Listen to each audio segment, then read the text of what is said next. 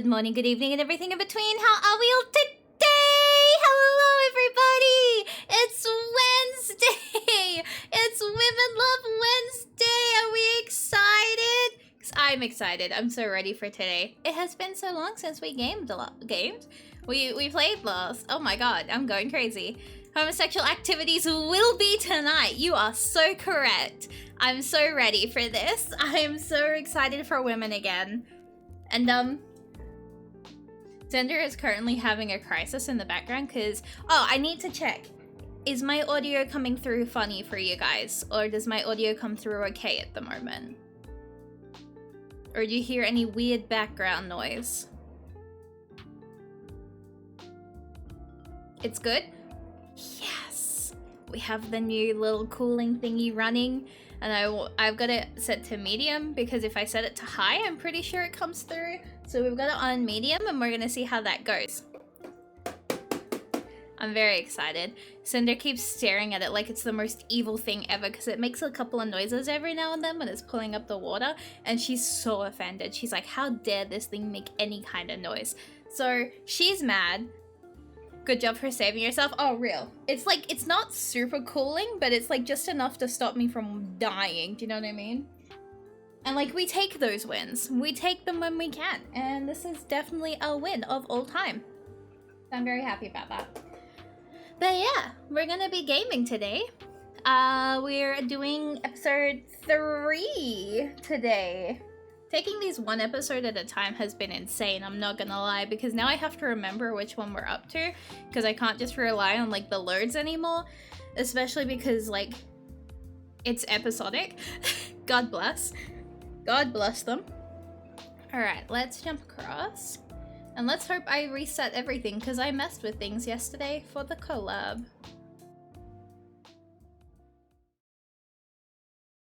That's the wrong hands, but you know what? Yeah, why not? Let's have a day today. We'll add this for flavor. This is the thoughts. There we go. Oh god. I've nearly finished learning this song. God bless. Okay.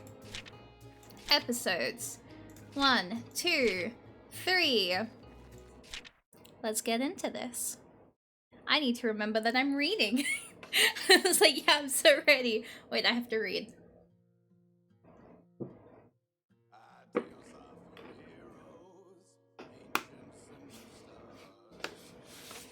Oh. Thank you, Mama. Have fun, Dorian.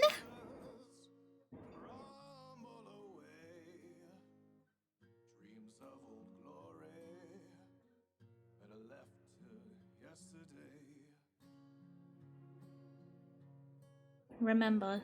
Try to remember. Remember what she taught you. Her stories, who she was, who she still is. Yosemite! Wherever are you hiding? That voice. Oh dear me. If she doesn't appear soon, I won't be able to tell her a story. Our picnic will be ruined. Whatever shall I do? It still sounds so warm, as angelic as I remember. Remember. At least I can still do that much. Not all of us are so lucky. Wait, I'm right here! I want to hear this story! Did I seriously fall for that? Such a simple trick. Yet, I can't help but wish to return to the days where I would fall for it. Oh, I'm not so sure now. It's getting rather late. Perhaps we should return to the cabin. Preposterous! Preposterous. It's preposterous, dear. Preposterous! There was a quick rustle. My head popped out from the bush. Or was it from behind a tree? Definitely some type of flora. Please, Zion! I want to hear the story about the again! Tell me the story! The static sound is too funny, I'm sorry.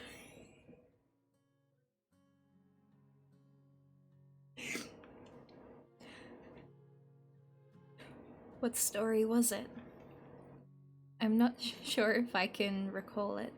It was something simple, right? A fable, I'm positive. The descriptor is on the tip of my tongue. I know it is. So why does the memory feel fuzzy when I think of it? Why does the word crackle out like radio static? Goodness. I suppose I have no choice then. No, you certainly do not. Zion laughed. Her laugh was always so beautiful. Like a song, it would always draw the birds to her. They would perch themselves on her shoulders, her wings, her antlers, back when she had them. Very well. Come sit down, little one. You can't listen to a story from all the way over there, now can you? I crawled out from whatever plant it was I was hiding behind. Insane. Oh, look at her! Sitting on a long, toppled-over tree, Zion patted her lap. Her gown flooded all the way down her long body and drifted with the wind. I looked up to smile at her. I remembered that much. And what? I looked up to smile at her and there was no face. That can't be right. But no matter how hard I try to remember, her face is a blur. Her voice was beautiful. Her build was tall. So what did she look like? Coming! I skipped over to where she was sitting, and the more I think about it, the blurrier it gets. Details begin to blend. The patches of dirt and grass I was romping across mixed together. There's a spiraling green and brown vortex now. Was it even a log she was sitting on? Could it have been a rock? By the time I'm sitting on her lap, it doesn't matter. By the time I was sitting on her lap, she was my anchor. Straighten your posture. But Zion, must I really? Only if you respect yourself. Whining, I pulled back my slumped shoulders, then rolled my eyes at her. Except now I don't have a face either. Now? Zion nodded, but now it looks like watercolors sweating down a canvas. Once upon a time, in a field. In the past, he had been... including his clothes. While wandering the endless... Oh, good stretch. Okay. Oh, that was a big one. Why is she speaking like under... No!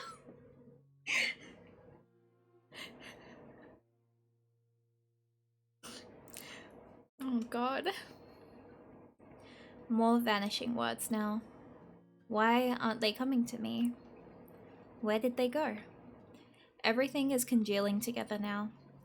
Everything about this, I can only remember it as if I saw it all through tears. The world as I knew it is only a kaleidoscope now, a mesh of people, of colors, of sounds. Not this one, please, any memory but this. It's too precious. Let me hear it again. Let me hear the story. Let me hear your voice. Please. Yosemite. Yosemite. Yosemite. Holy shit. There's a tug at my sleeve. I feel the breath leave my body as I gasp, pulling me back into consciousness. I jolly up in my seat. Zion flinches. I think I was meant to say jolt. Yep.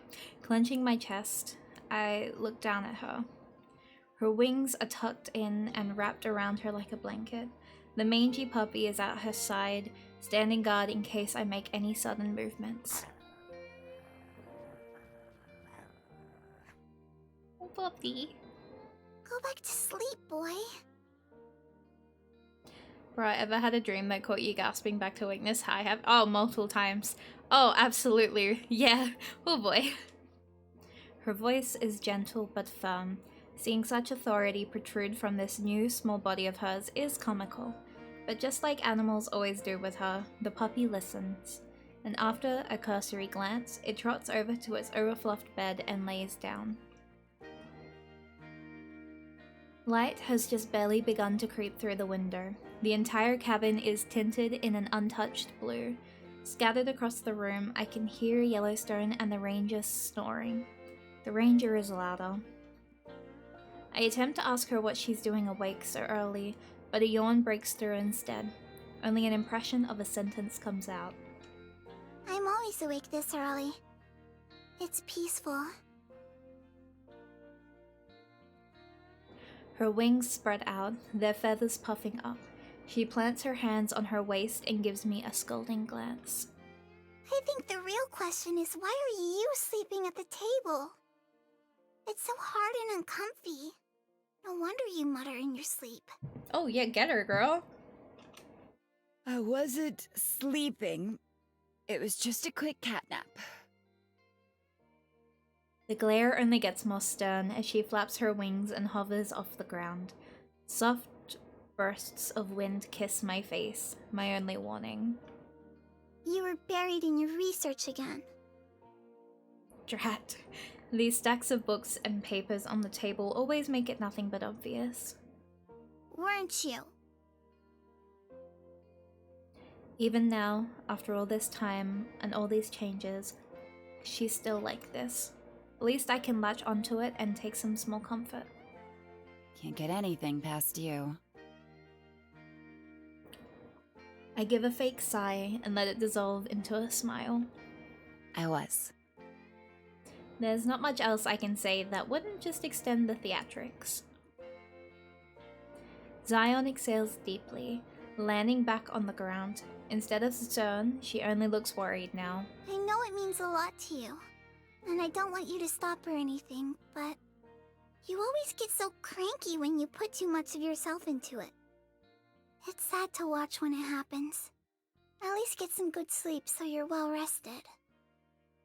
Please?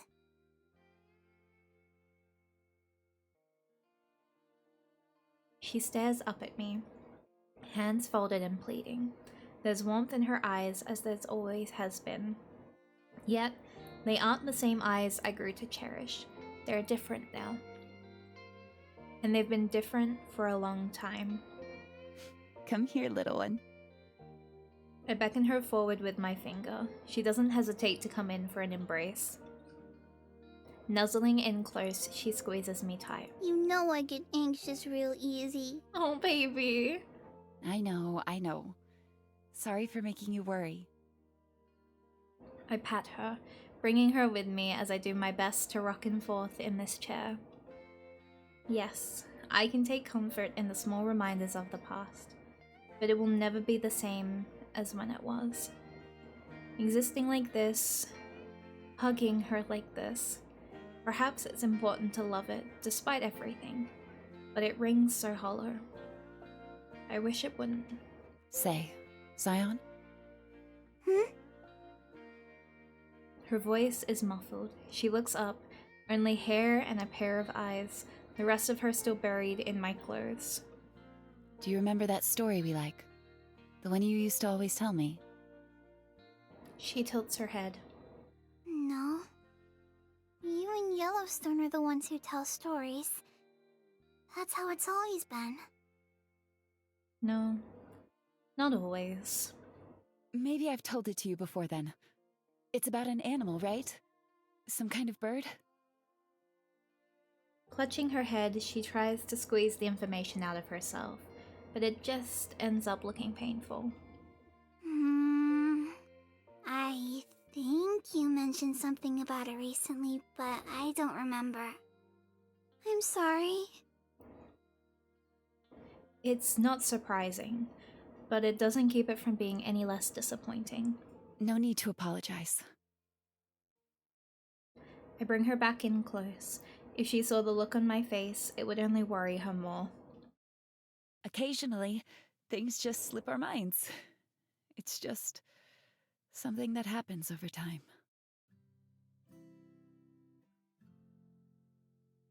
Wow, I miss hugs. Okay, you're real for that.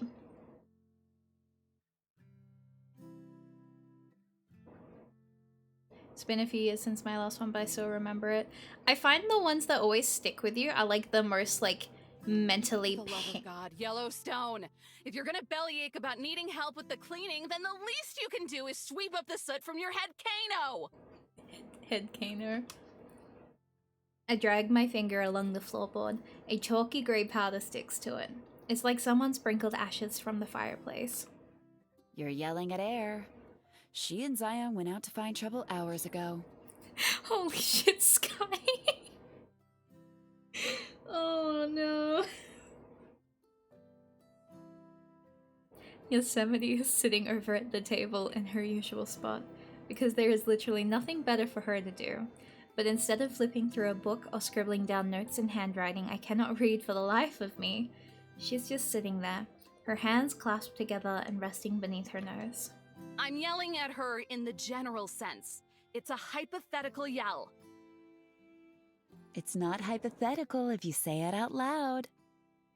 And it's not a Saturday morning if you aren't being a pain in the ass. Alright, we have just started, girls, and it's not even 30 minutes, please. You love it. It's not even 30 minutes, please. I tolerate it.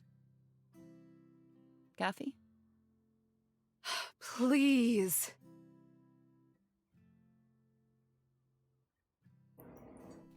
By the time I'm over at the table, she already has a steaming hot cup of coffee for me. Straight from the percolator. I need this. I flop down in the chair. When I stare down into the cup, it's thick and black and swirling with just a little bit of sugar. Huh. She remembered. Here's to you, you overgrown tree. Exasperating morning. Every day of my life is exasperating. But this...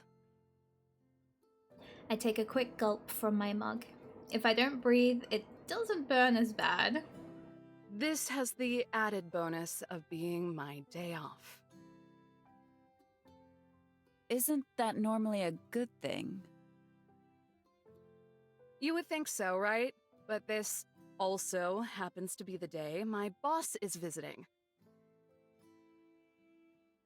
The chatty woman who seems far more respectable than you? I assumed you two got along. Okay, what? Okay. Guys. Okay. It's hard to get angry at that remark. Even if it is chock full of sass, Jessie is absolutely more respectable than me. Oh yeah, she's a hoot. But her mercy isn't eternal. Which means no messes, no coyotes, and I can't believe life has led me to a point where I actually have to say this out loud. No park girls. Yosemite raises an eyebrow, but I don't detect any of her usual smarm behind it. Is that really what you call us? What, you want to be a ghost forever? Her eyes slink down, scanning the permanent mess of research cluttering the table. A joyless smirk sprouts from her lips. No, I suppose not. Anyway, I was hoping to get Yellowstone's help with tidying up this sty, but seeing as she's not here... I chug what's left of my coffee and slam it down with a satisfying clank. You'll be helping instead. You just decided that, huh? Yeah. Sure did.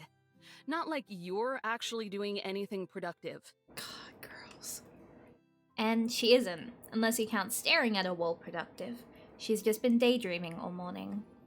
I expect at least a little pushback, but aside from a dirty look, which, let's be real, is just her regular face, she starts organizing her research into nice, orderly stacks. I'll help you out, but only so Yellowstone doesn't have more work to do. Try to tell me how to clean, and I'll use your hat as a rag. She sounds utterly defeated while saying it. Did I stumble my way into taming her?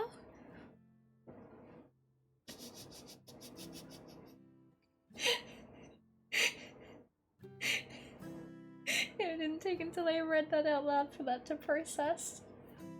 Huh? Life really is full of happy accidents. That's what I like to hear. See how peaceful things can be when you just bend to my will.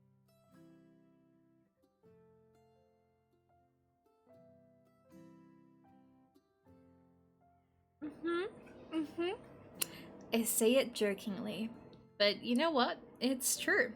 My life would be so much easier if everyone just listened to what I said. Mm-hmm. With her books and papers now compartmentalized, she places them inside the cardboard box that takes up half of the table, then lugs it over to the bookshelf. That's it? Just, No snide comments about squashing my growing ego? No sweeping declarations of hypocrisy? It must be an off day. You feeling okay today? If you're running a fever, you should tell me now so I can report any fires before they get out of hand. She walks past me and takes to the sink. Not even bothering to turn on the faucet, she wrings out the water from her hair and lets it run over the dirty plates in the sink.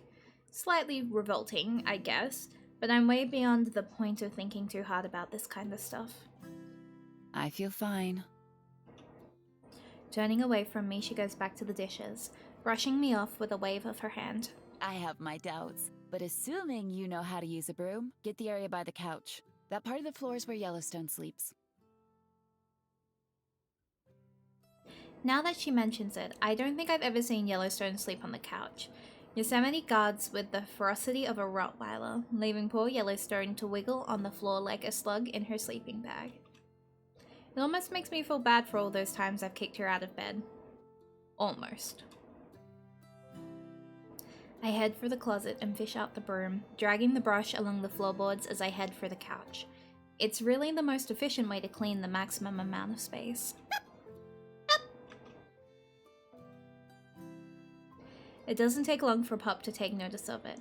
He crouches onto his front paws, his tail wagging in the air as the broom skids around like prey. Don't you even! That was my first mistake, because when I yank the broom back, he pounces. Hi, Kaida, thank you so much!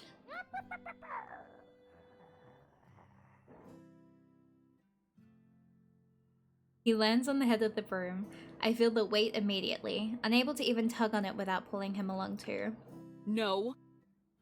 As if challenging me, he bites into the brush. You little gremlin! Mr. Moot was the same when he was a puppy. Like, Mr. Moot would do the exact same thing. And trying to train him out of it has been impossible. He will still do it nowadays. I try to pull it away from him, but he just takes that as his cue to pull it towards himself. Let's go.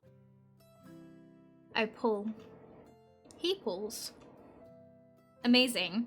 He baited me into playing tug-of-war. I bet it was his plan all along. Mr. Moot does the exact thing. I'm going insane. As much as I would love to spend more time with the goodest boy in the whole world, I decide to end it there and then. Then and there is actually the order. I drop the broom and walk over, picking him up by the scruff of his neck. God, you're getting so heavy. It's like he knows it too, because he just pants happily while he dangles there. He really has grown since I was first stationed here. Before I could easily pick him up with one hand, now it's a bit of a workout. Bad. He licks his chops. But also, so good. Me. I'm too much of a sucker to do any actual scolding, but at the same time, he's too much of a liability right now. Jessie would have my head and probably do the decapitation herself if she saw him. I carry him over to the door and toss him onto the porch, slamming the door shut before he can charge back in. He'll just have to stay outside until the visit is over. Oh, you monster! There it is. The waterworks. The saddest awoo in the world. Not long after, he starts scratching at the door. Is leaving him out there a good idea? What if he goes to the campground? Great. He'll love the attention. You should have seen him when he was down there last week. All the kids were begging their parents to take him home. That's a bad thing? It's a thing. Humans are hardwired to love the cute little fuzzy wuzzies. Okay, look. Pop scratching at the door stops. It is not just humans. I am also really, really bad at looking at things that I should not want to pat and being like, oh, you want to cuddle it. Like, if you put me in front of a bear, oh, I am patting the fuck out of that thing. You cannot stop me. I will look at a dangerous animal. If it is fluffy, that's a baby waiting to happen. Like, if you put a lion in front of me, I would be like, yep, that's a baby. I will pick it up, and you will see me whole ass walk over and try and pick up a whole lion. I have been told when I go to the US that my friends will not trust me if I come across a wild animal because I too would try and pick up a raccoon. I like them. They're so cute. Or one of the opossums. I would absolutely hold that thing. A bobcat? I love bobcats. If I ever saw one, I would try and touch it. And I have heard that they are not things you want to touch, but I would just, I want to touch it. Or a coyote, like a coyote, I would try and pat that. That's just a dog. High-key, I'd totally love to pet a cheetah. Same. Yet you tell me off when I want to pick up a snake. Okay, but you need to know the right kind of snakes. Like, I too would have the urge to pick up snakes, but I am also very carefully trained to not pick up 90% of snakes. I want a pet snake. I would love a pet snake, actually. But, like, Fluffy, Fluffy is just friendly. Loki would love to have a possum as a pet. Mood. But I would specifically, if I could have a possum as a pet, I would like an Australian ringtail possum. Not an opossum. Because they look cuter. I think the one thing that Australians have over Americans when it comes to, like, animals is the ringtail possum is cuter than the opossum. And I will live by that. They are so scrunky little things. And their tails have the little curl at the end. They're just little babies. Fluffy equals friendly. Exactly, it does! All things that are fluffy are friendly. Trust me. Okay, no, that doesn't work. So I was gonna be like, trust me, I have a fluffy tail and fluffy ears, but I'm dangerous, so maybe not. But if it's fluffy and it's not me, it's instantly friendly. That's why you're gonna see me befriend every single animal VTuber that is fluffy. It's happening. I will pat everybody's ears and tail. It is in my goals.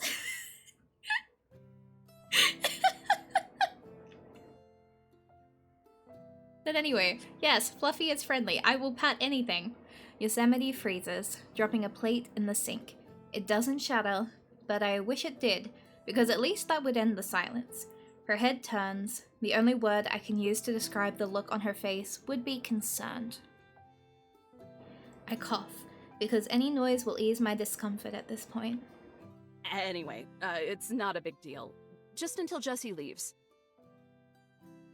Yosemite rolls her eyes and shrugs off the encounter. I make the walk of shame back to the broom and start to sweep. So tell me, Ranger, why is she coming? Doesn't she typically call you over the radio to check in? She said she just wanted to catch up. Lord knows why when she has 1,000 more important things she could be doing. The dust on the floor has barely moved. It's just more smeared around now. Damn broom must be defective. Maybe she considers you important. I stop. For her sake, I hope she doesn't. I'm just gonna keep letting her down. Aww. It's already happened more times than I can count. The last time, she was the only thing standing between me and unemployment. I still have no idea how she managed to get the lawsuit swept under the rug. Knowing her, though, I'm sure she'll just keep poking her nose into my business. Don't take it for granted. You might not always have someone like that. Yosemite doesn't stop washing the dishes this time, but there's an unfamiliar weight behind her words, a tinge of wistfulness. Yeah, I know. It's weird. No matter how hopeless I became, Jessie was the only person who constantly insisted that this job has any value. That I have value. I don't know if she's right, but sometimes it was enough to actually make me feel like I was important. Since when did you start giving good advice? since before you were born. But you're just too stubborn to listen. Nah, that can't be right. Oh my god, girls. Thump, thump, thump, thump. A collage of muffled stomps and voices practically breaks down the door. It's such an unfocused racket. It sounds like a middle school marching band just descended upon the porch. Oh, Mama, welcome back! Oh my god. Yellowstone's voice carries a tune from outside. My ears are already bracing for impact. She swings open the door, striking the wall with the doorknob. The dishes on the counter rattle. Yeah, I thought the same thing. On the railroad all the livelong day. What is that? She marches into the cabin, caked from head to toe with dry mud, and tracking it right behind her. I've been working on the railroad just to pass the time away. No, Zion. Zion trots in behind her, singing the rest of the verse. She's also drenched in mud, everywhere from her angelic hair to her pretty gown. At least she has the decency to fly instead of getting it on the floor, though. Can't you hear the whistle blowing? Rise up so early in the morn. She stomps around the room, spreading the gospel of mud from floorboard to floorboard. Zion follows behind her happily. I can feel the scowl forming across my lips, my eye twitching. Can't you hear the whistle blowing? Finally, once there's a trail of muddy footsteps spiraling around the cabin, Yellowstone makes her way to me and leans in. Dinah blow your horn. Oh, never change, Yellowstone, never change. She pulls down on the air twice, like a train whistle. I think she's done. There's a long pause as Yellowstone waits for something. Maybe it's a smile, or maybe she's waiting for me to crack. What's the matter, Ranger? Ain't you gonna say howdy? You.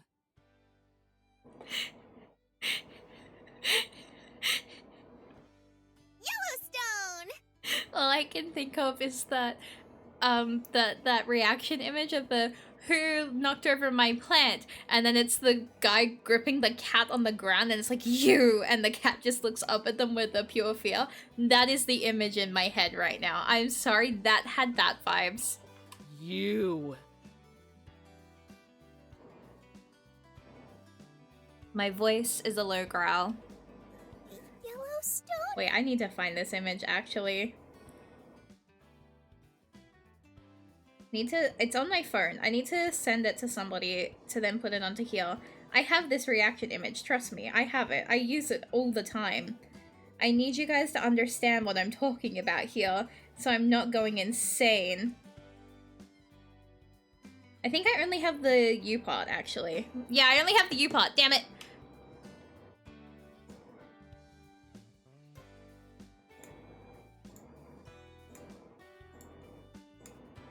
Can I do this? Can I do this? Can I do this?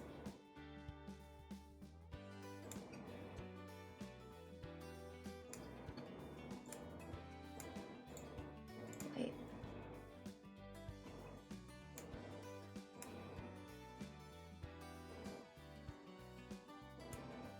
It is literally...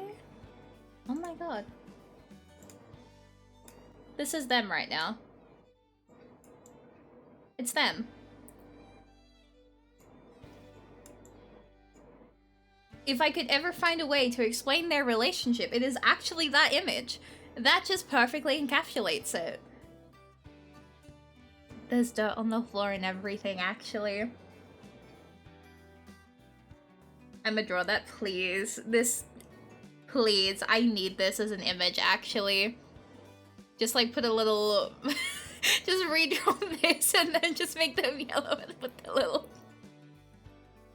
Oh no, I want... Oh! Thank you so much, Tamanaki, for the follower. Welcome, welcome, welcome. Hope you're doing well today. We are currently playing through episode 3. Don't mind the meme on the page. was just saying that that is them. Your mom potato sure introduced me. Oh my goodness, you came from my mom, like mama stream. It's so nice to meet you. Yeah, my mom is amazing. She's so good. Like, oh my god. She pops up. She recently did some new stuff for me and holy shit, it's insane. I love the stuff that she does. She's doing the hollow stuff at the moment and it's really good. I'm assuming you came from one of her streams? Question mark. Her voice is a scared whimper. Do you realize what you have just done? Yeah, she was during Ina. Yeah! I can't I'm pretty sure she's done a couple now. Because it's for a Hollow October, isn't it? She should be a studio Elon artist for real. She should! They should hire her. I grip her shoulders, digging my fingernails into her clothes. She shrinks back and I feel like a giant. The fear swims in her eyes. Did I sing too loud? Look. My hands move from her shoulders to her head. I twist her to each spot on the floor that Bud is stuck to, forcing her to face the destruction she has wrought. Oh, that ain't a big dealio. I can clean that up lickety-split. Lickety-split, huh? How long is that? It better be seconds because my boss will be here any minute! Oh, jeez. I had no idea. Honest, I'm real sorry, Eve. Let me try and make it up to you. As good at it as I am, it's hard to stay angry at her for too long. With how often she cleans this place, I know she didn't do it on purpose. All she's guilty of is being an airhead, and getting uppity with an airhead just makes me a tyrant. I sigh, down from fury to mild annoyance. Progress. Don't worry about it. We'll clean it up together. Looking over her, it's hard to not at least smirk. You ever seen a teenager fall off a skateboard and eat dirt? It's kind of like that. Look at you. You're filthy. How do you even get mud in some of these places? Oh my god, Eva's a parent now. I dab my finger on my tongue and wipe some of the grime off her volcano. The brat groans and pouts about it, but by the time I'm done, I can see my reflection. Same goes for you, Zion. What on earth did you get up to? You look like a derelict. For as much grief as I give Yellowstone for her butchering of the English language, at least she's not trying to bring it back to the 19th century like Yosemite. Well, we were out picking mushrooms. Aww. And you avoided the poisonous ones, right? Yosemite squats down, wringing water out of her hair and onto her jacket. As if polishing a plate or a car, she wipes the smudges off Zion's face and makes an attempt to get some of the mud crusted to her hair. Yellowstone almost ate one, but then I told her what you told me. That ego death stuff gives me the heebie-jeebies. Just what exactly are in the mushrooms in Yosemite National Park? But afterwards, we decided that plain old mushrooms just weren't enough. So we decided to make mud pies. Oh my god. Oh no. It was very exciting. Yosemite's eyes are a smithery and the daggers are being sharpened as she looks to Yellowstone. And you let this happen? Sure did. We even used my head as an oven so the pies would get nice and warm.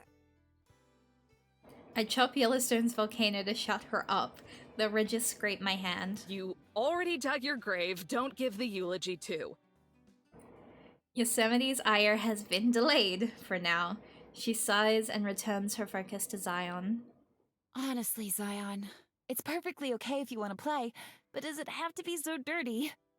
It's unsightly. Unsightly? Oh, please. Since when did you become Victorian? I snort. This girl has the weirdest hang-ups. I'm not happy with it either, but she's just a kid. Let her have her fun. Don't call her that. Yosemite snaps at me like a cornered dog. Both me and Yellowstone flinch. But when she looks back at Zion, all is well. She gives her a smile, brushing her fingers through Zion's hair. Ignore her. You're a beautiful and proper young lady. Like you've always been. Just be sure to act like it, okay? Yosemite's smile looks like it's starting to strain, forming dimples I've never seen before. Yellowstone looks away, frowning as she bends down to pick up the broom. Poor Zion can only silently beg me for help. Sorry, kid, but I don't think Yosemite is going to let me win this one. Finally, she settles on Yosemite and tries to force her own smile. Her desperation for this moment to end is practically carved into her eyes.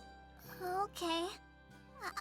I'll try to be more careful and not get dirty when playing from now on. Possum! Hi, Possum! How are you today? She pats Zion on the head and stands up, massaging the bridges of her nose like she was just struck with a migraine. Sweetie, Zion snaps to attention. be a dear and dust off the top of the bookshelf for me, please. It's the easiest for you to reach. Yes, of course. I'll get right on that. Because I live in a nightmare, Zion plucks a feather from one of her wings, then flies up to the top of the bookshelf to use it as a duster. Yosemite lumbers over to the sink, returning to the dishes, and leaving me and Yellowstone alone in the middle of the cabin. I lean in and whisper as she uses the broom to swat out the dust under the couch. Why do I feel like I just witnessed something kind of gross? She whispers back. 'Cause Yosemite's got it bad. What? Has what? Huh? What the what? Yosemite feigns a cough from across the room. I'll see to my own as I deem fit, Ranger. Now get to cleaning before the better version of you arrives.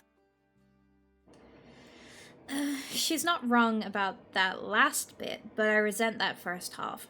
I've been here long enough to at least have some say in how exactly we play house. Mama Bear Syndrome. Yellowstone finishes her secret and slides off with the broom.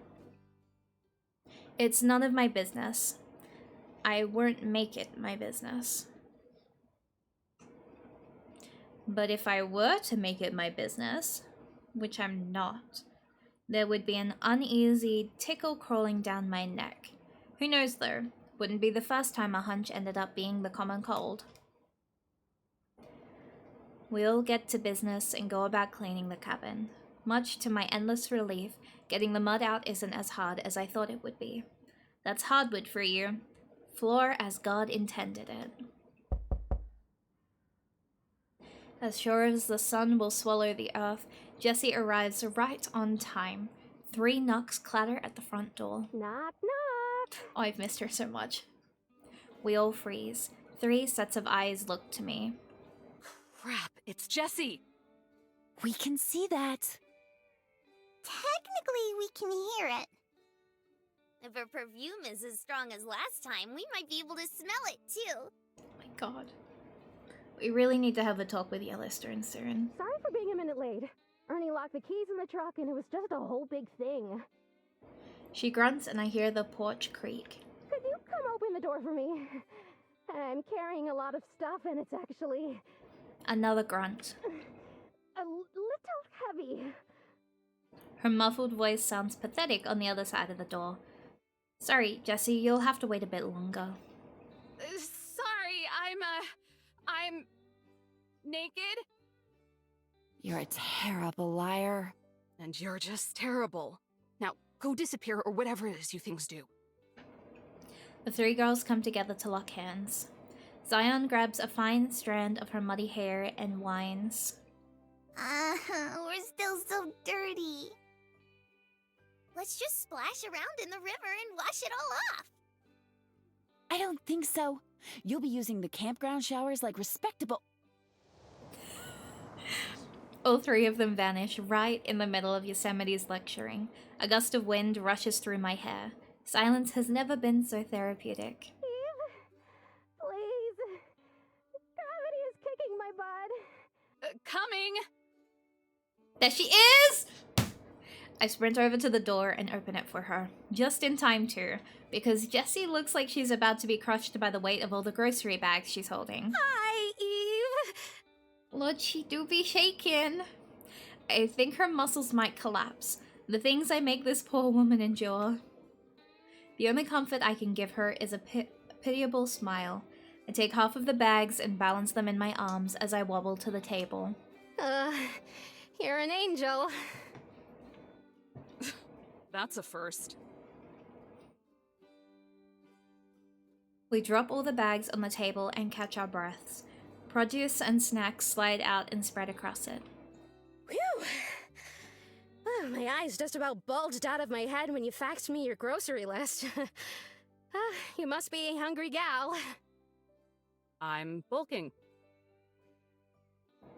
And by bulking, I mean running my ass off so Yellowstone's cooking doesn't lead to the growth of said ass. Seriously, she has so many dishes she wants to try out, I can't keep up. Well, whatever you're doing, I'm just glad it's making you happy. Vibrating with anticipation, real. She flops down in the chair Yosemite usually sits in and takes off her hat so she can fan herself with it. Oh, wasn't aware I gave off the impression of someone who was happy. I slump down in my chair and rest my chin on the table. Not on the outside. We haven't gotten that far yet. But I have reason to believe that on the inside, your heart is at least half full. Quit with the poetry and spill the dirt you have on me. My muscles tense up. She couldn't possibly know anything about the girls, could she? Jessie slips a stack of folded papers out of her breast pocket. This right here, She slices it through the air. it's a stack of complaints. Campers couldn't take the heat, huh? These are all from the rangers who work the station across the clearing. Huh. What a surprise. Oh, are the hacks upset because they can't do their jobs right? I put on my best baby voice, and honestly, I think it's hilarious. But Jessie must think otherwise because she just gives me a flat glare. Let's read a couple, shall we? Ugh. Rolling my eyes, I rip open one of the bags of teriyaki jerky Jessie brought. She gives a distinguished cough as she unfolds the papers and begins reading. Ranger Adams is highly competent at her job. More than them, at least. I answer with half-chewed jerky still in my mouth. However, her confrontational demeanor and rigid personality often puts her at odds with the other rangers. Rigid? That's a new one. Jessie scoffs as she moves onto the next file. On various occasions, Ranger Adams has insisted that I am incapable of properly doing my job, and in one such instance, implied a threat of bodily harm against me by making a strangling motion when she believed my back to be turned. God. Okay, that skid mark is a trust fund baby. He's only here because his old man rubbed elbows with the last secretary up in Washington. This one is my favorite. She reads off the next one in her stack. Despite only working Mondays through Fridays, Ranger Adams routinely comes into the station on weekends to file paperwork that is not her own and investigate office supplies to make sure they are, and I quote, up to regulation standard. They were printing out fire permits on yellow paper, Jessie. Yellow paper! I know things are always tight around here, but I couldn't just let them do that! She takes off her hat and fans herself with it, strands of her hair blowing past her smug face. Instead of saying anything, she just smiles. So what? You here to scold me then? At first. But you know those rate how we're doing sheets? The ones that no one ever fills out? I wouldn't be so sure about that. From her breast pocket, she takes out a stack of paper. This one is way thicker, though. Like a deck of cards, she slides it over to me. Pissed off that many people, huh? Give yourself more credit. These are all compliments. What? That can't be right. That can't be right at all. What did the three girls do? She's teasing me. That has to be it. I spider crawl my fingers to the paper, but stop just shy of grabbing it to read. No one actually has the willpower to tolerate me finger wagging them for more than 5 minutes. Maybe here or there, but only on the rare occasion when they're actually interested. Or if they're pretending to be polite. But I have to. It's my job to nag them into safety, so that maybe they take care of themselves and the planet around them. Maybe. Every single one of these praises you by either name or description. There's a few bits here and there about scaring small children, but generally speaking, they love you. She clasps her hands together and rests her chin on the back of them. The look on her face isn't smug anymore. It's scarier. It's that genuine glint of warmth in her eyes. It's pride. It makes me uncomfortable. Not because the crushing duty of obligation or anything, nothing like that. Because if what's written on these sheets is real, then that would imply that the Eve who is here now is, well, different than the one who was exiled to this cabin. What they love is a ranger in a big hat who can do the whole shtick and gimmick with them. I'm a walk-around character in a theme park! I slide the papers back to her, but she pushes them right on back. What you are is someone people can rely on and learn from. Encapsulating ideals doesn't make you a fraud, Eve. Yeah, Eve. You don't pick fights for no reason. You're honest. That's something people respond to. And there's not a soul alive who doesn't have an opinion on honesty. That's why I love these. Even the complaints. They tell me that you're showing the rest of the world what I already know about you.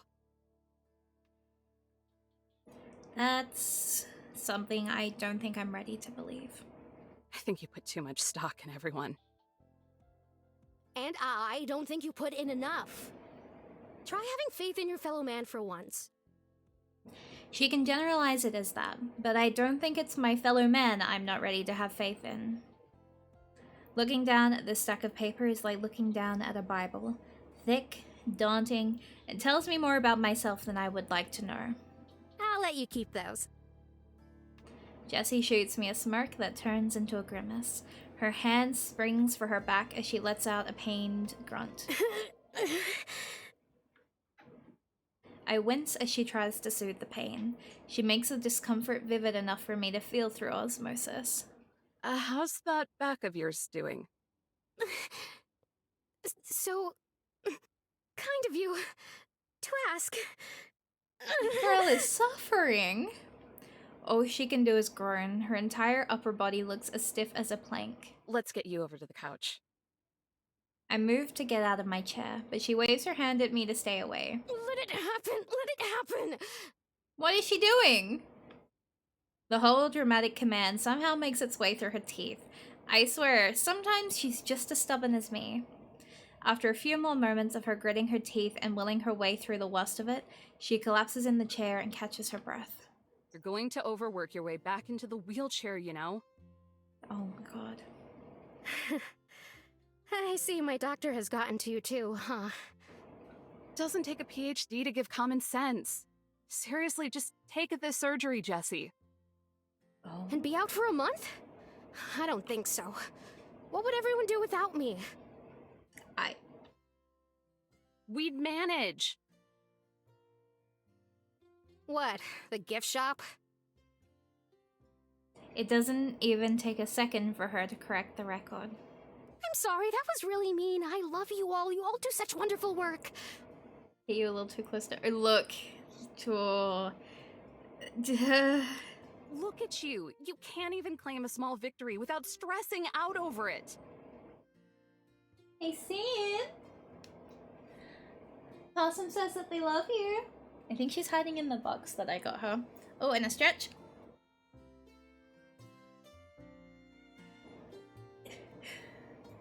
Big stretch. Let's go. Yeah, I think she's chilling in the box. Wait. Yeah, she's in the box. God bless. She whines like a teenager. I know. I blame all this paperwork. It's a lot of sitting down at desks, and my back just never took to it after the promotion. And a hydrate. Let's go.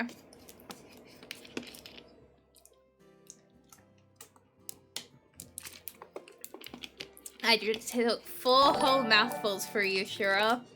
Are you proud of me? 4 whole mouthfuls. Thank you so much, Crucifil, for the follow. Hello. Welcome to today. We are just playing through episode 3. It is Women Love Wednesdays. This is National Park Girls. Shura best mom. Shura's beating my ass. I'm filing more reports now than I ever did working patrol down in Santa Monica. Now that I believe, this woman's existence, well, that I find a bit harder to take. After getting crippled into an early retirement, she trains her way out of borderline paralysis, then takes a job with the park service. She's nuts. Certifiable, even. Oh my god. Okay. Just try taking it a little easier. You're not getting any younger. Hey! What's that supposed to mean? My 30s aren't sunsetting just yet. Of course not. It's more like golden hour. Yeah. Oh my god, you're getting your ass beat, Eve. Her back must be feeling a hell of a lot better, because now she's clasping her chest, wounded by the truth. Oof. Even your platitudes are cutting. I thought you liked my honesty. Not when I'm on the other end of it. Jessie pouts to herself, and then sighs. She whispers something I'm pretty sure she wants me to hear anyway. Work in progress, Jessie. Work in progress. She twirls her hat and slips it back on, then cautiously rises up from the chair. What? You're leaving already? You just got here. Just because it's your day off doesn't mean it's mine. I can't stay here and chit-chat forever. Stretching, she lifts her arms overhead and lets all the slip discs and nerves crack back into place. She gives me a chirpy little smile. Unless you say please. I slide out of my chair, walk over, grab her shoulders, and then shove her towards the door. Yeah. Please leave. She chuckles as I escort her. Honestly, I am sad to see her go so soon. Jessie might be the only person in this entire park that I haven't pushed away through the years, even as I'm physically pushing her away from me. She actually cares about me. God knows why. Oh, before I forget, what's on your agenda today? We stop at the door. A strong wind blows into the cabin. I look off into the distance, and instead of morning birds fluttering through a blue sky, I see a stroke of dark grey forming on the horizon. Looks like it's fixin' to rain, so I guess I'll go see if anyone needs help keeping the water out of their tents. Maybe drop by the station and make sure nothing is leaking.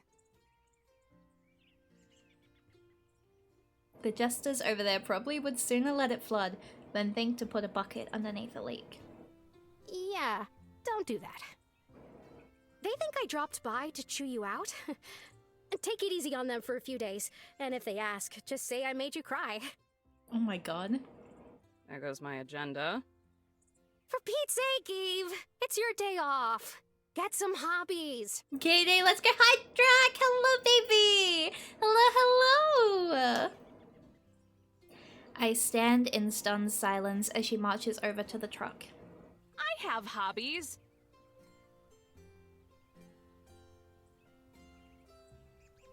Jessie snorts. I have hobbies! She climbs into the cab and starts the ignition. Leaning out the door, she shouts over the engine. Coffee doesn't count. Go read that book you ordered. Should be with the groceries. Book? When did I order a book? All I faxed her was my grocery list. Ta-ta for now. I'll radio you later. Yosemite! Jessie twinkles her fingers out the window and salutes me a goodbye. As I watch her drive out of the clearing, I just feel more confused. She said plenty of confusing things this morning. The biggest being that crap about me being someone people can rely on, but that still doesn't explain what book she was talking about. The truck coughs and wheezes down the clearing and onto the dirt road. It climbs over the bend in the horizon. When it's out of sight, I step back into the cabin. My gaze shifts over to the table, and in my head, I sift through the groceries. It's vague, but I can make out the rectangular shape of a book pressing against one of the bags.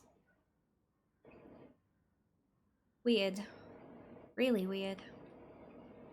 And what's been a rarity since the day I was first stationed here, the cabin is silent.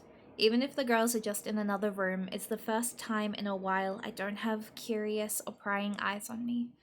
The whole space feels dead and empty. Maybe a while back I would have liked it, but now it just feels unnerving.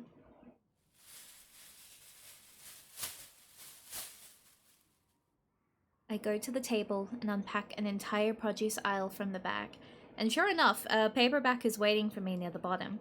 So new and unread, the cover still has a gleam to it.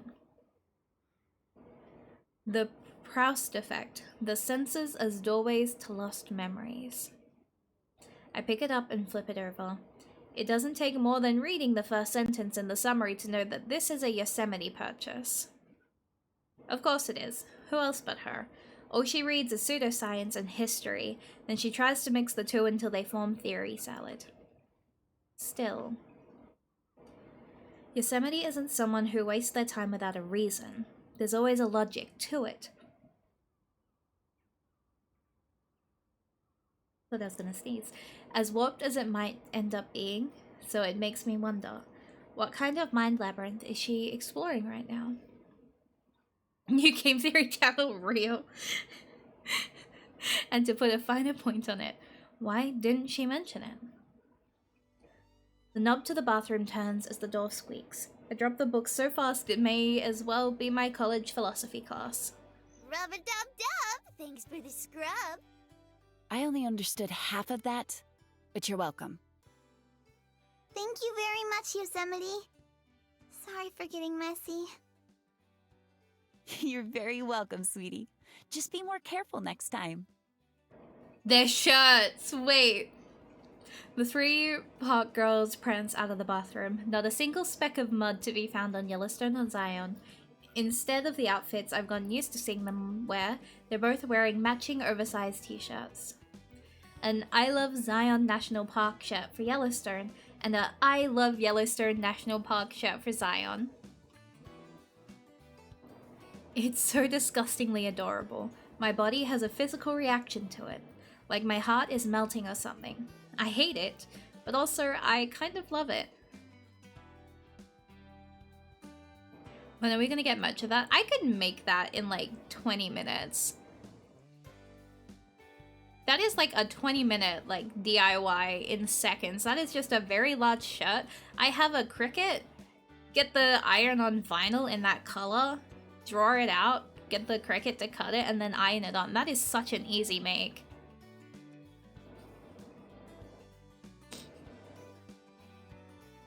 Yosemite seems to be having a similar reaction.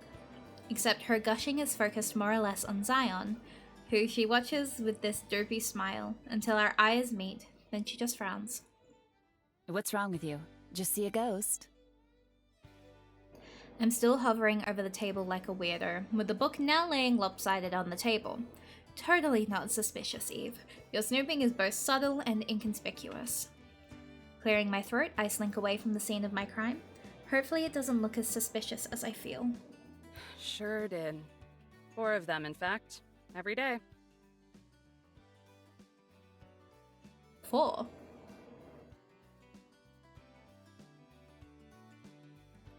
I'm going to avoid this conversation, so just roll with this, okay? Yosemite eyes me, both of us taking mirrored steps to our new positions. Me to the couch, her to the table. Oh, who's the 4th? But why? What are you hiding, Ranger? I shoot her a pair of finger guns and click my tongue like the smooth criminal I know I absolutely am not. The one I see in the mirror. Oh my god. Doesn't matter. Just let the conversation die, you entitled shrub. Her brow furrows. She stares down at the table for a long time, squinting as she focuses in on something. It has to be the book. She's too savvy for her own good. She knows I saw it, and now I'm going to get a lecture for not minding my own business, despite her not telling me she was ordering it to begin with. Your self-deprecation is boring. I'm starting to think it's the only gimmick you have. Oh my god. It's cute that you think you can hide things from me. Be sure your sins will find you out, because if they don't, I will. Oh god, here it comes. What are these? She picks up the folded stack of visitor surveys Jessie left here and waves them through the air. An audible groan slips out of me. Somehow this is even worse than if she figured out I saw the book. Visitor surveys. Jessie thought they were important enough for me to see. And I suppose you're ecstatic for the new fireplace kindling. Not today. Everything in that stack involves yours truly. What did you do this time? Oh my god. She has no faith in me. A good job, apparently. Alright. Good luck on the stream. I'm gonna try and take a nap. Sleep well, mama! Stay safe, make good choices!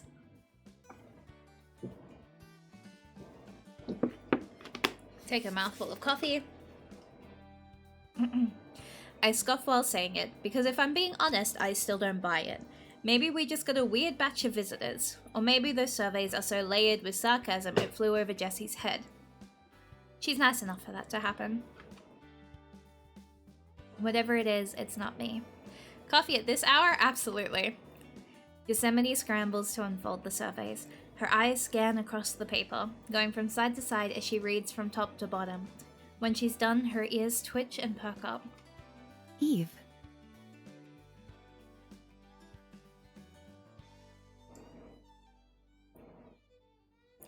Please reach me. No! This is... positive. Glowing, even. I'll take your word for it.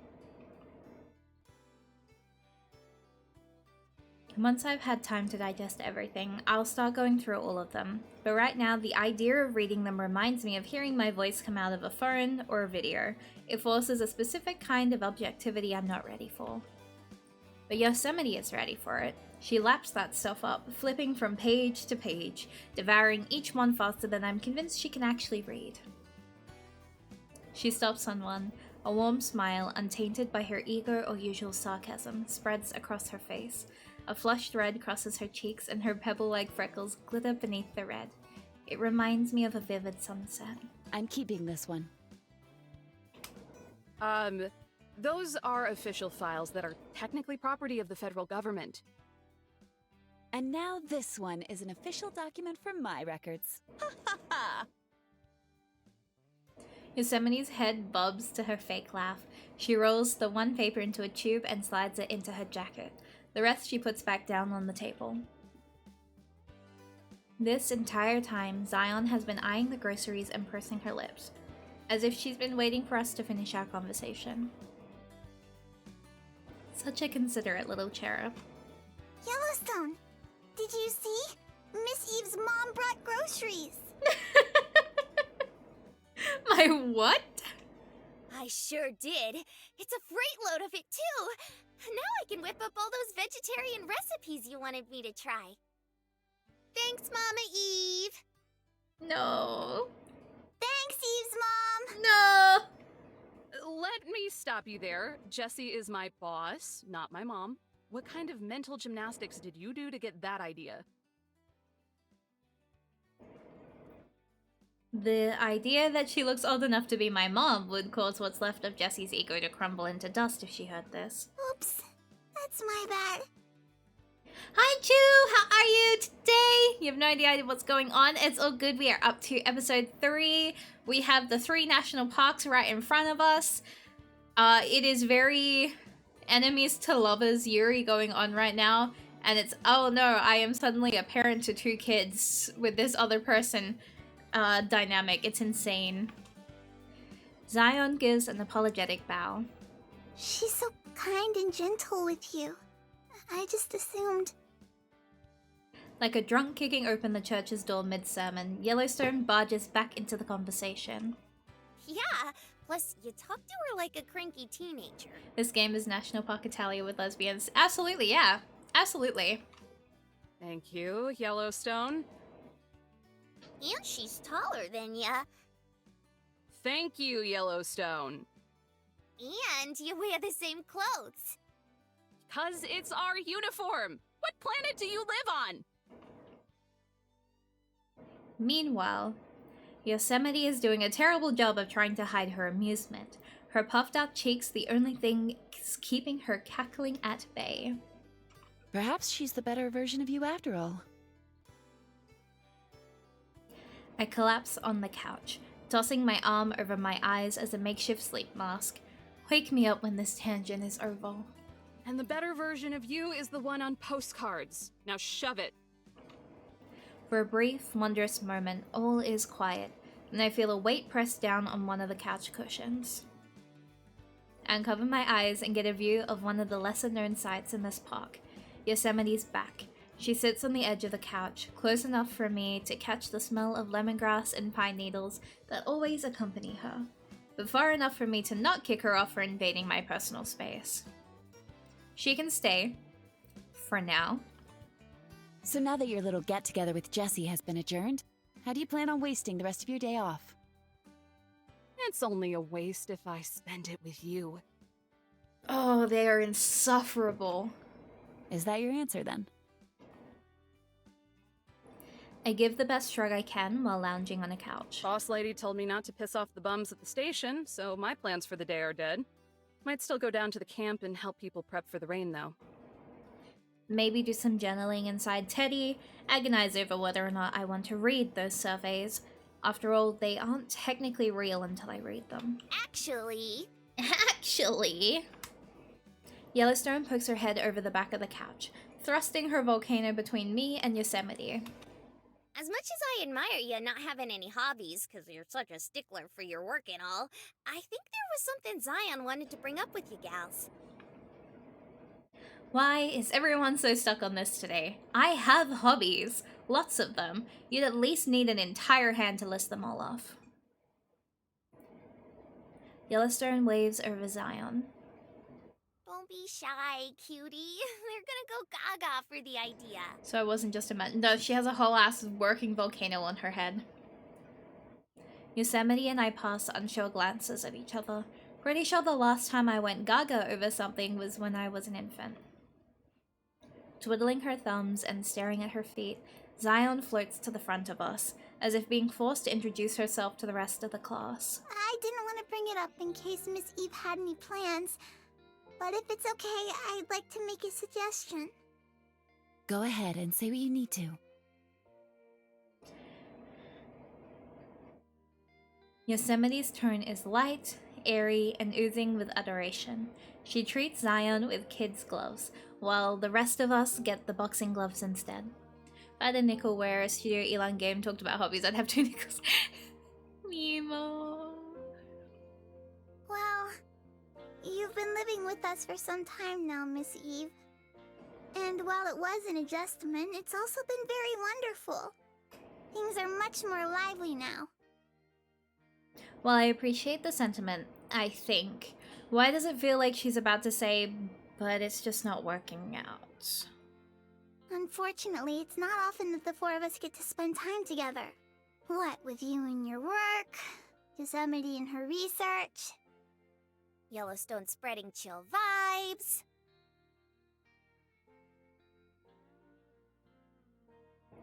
Honestly, I can't say much about the park lesbians thing because HDN is literally video game console lesbians. Yeah, no, sometimes you've just gotta jajinka your national parks, you know? yes, and Yellowstone spreading her message of chill vibes. We all spend time together, but we don't spend time together. It can get rather lonesome.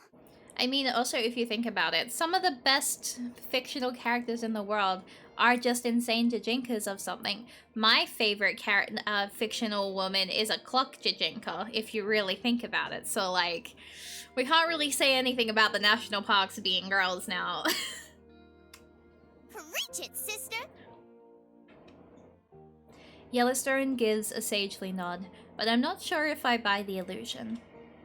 So, if it's not an issue, perhaps we can all spend today, well, together.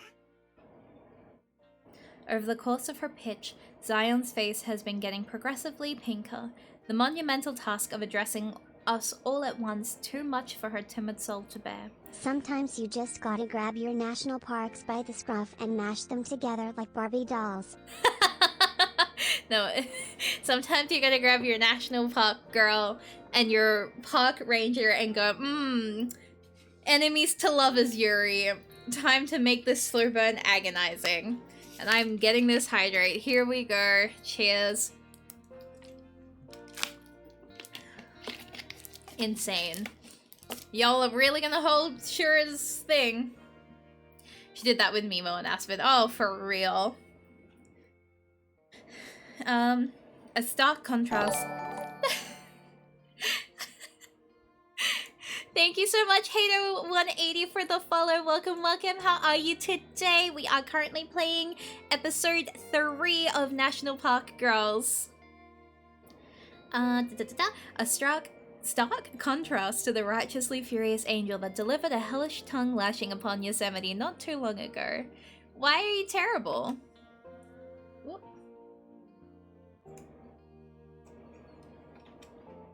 But between all the stutters, gulps, and pauses, she still managed to spit the whole thing out.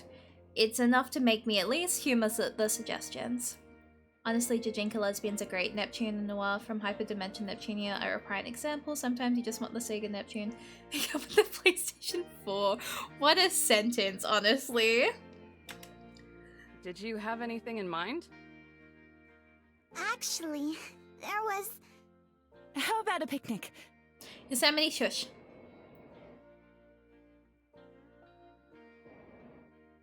My GF boot.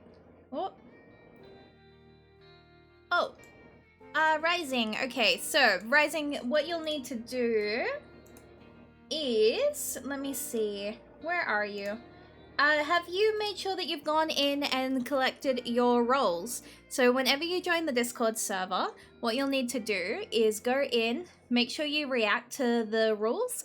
So that makes sure that you can actually, you know, read the rules, get it all correct. Click the heart, that should allow you in. From there, go into roles and select the roles that you need, and that should allow you then to be able to talk in there.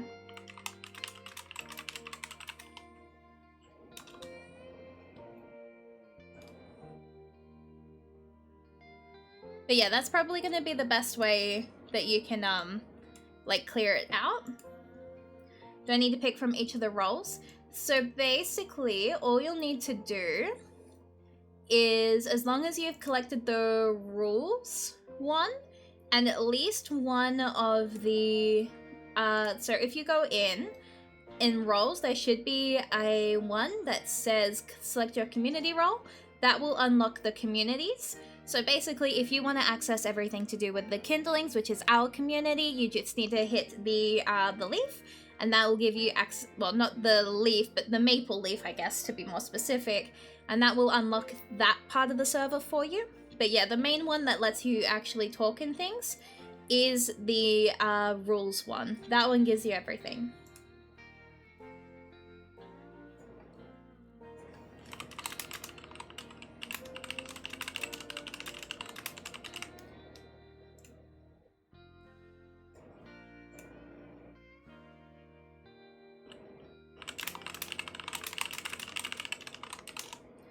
And yeah, that should let you in. If it doesn't, I can then go in and kind of like sneakily mess with your rolls. Okay, I think it works out. Perfect. Perfect, perfect, perfect.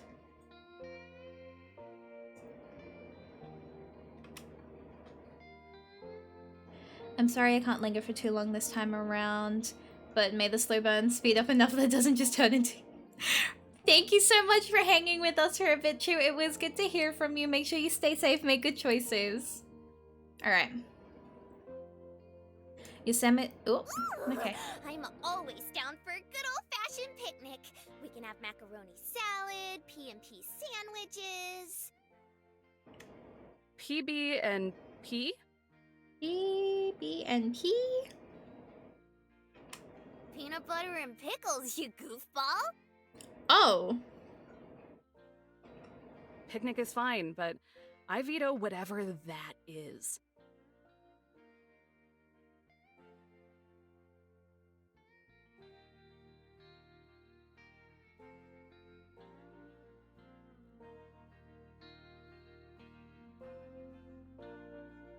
Before Yellowstone can whine about it, Zion wiggles back into the discussion that she sparked. Isn't it going to rain though? I was thinking we could do something inside. Board games, charades.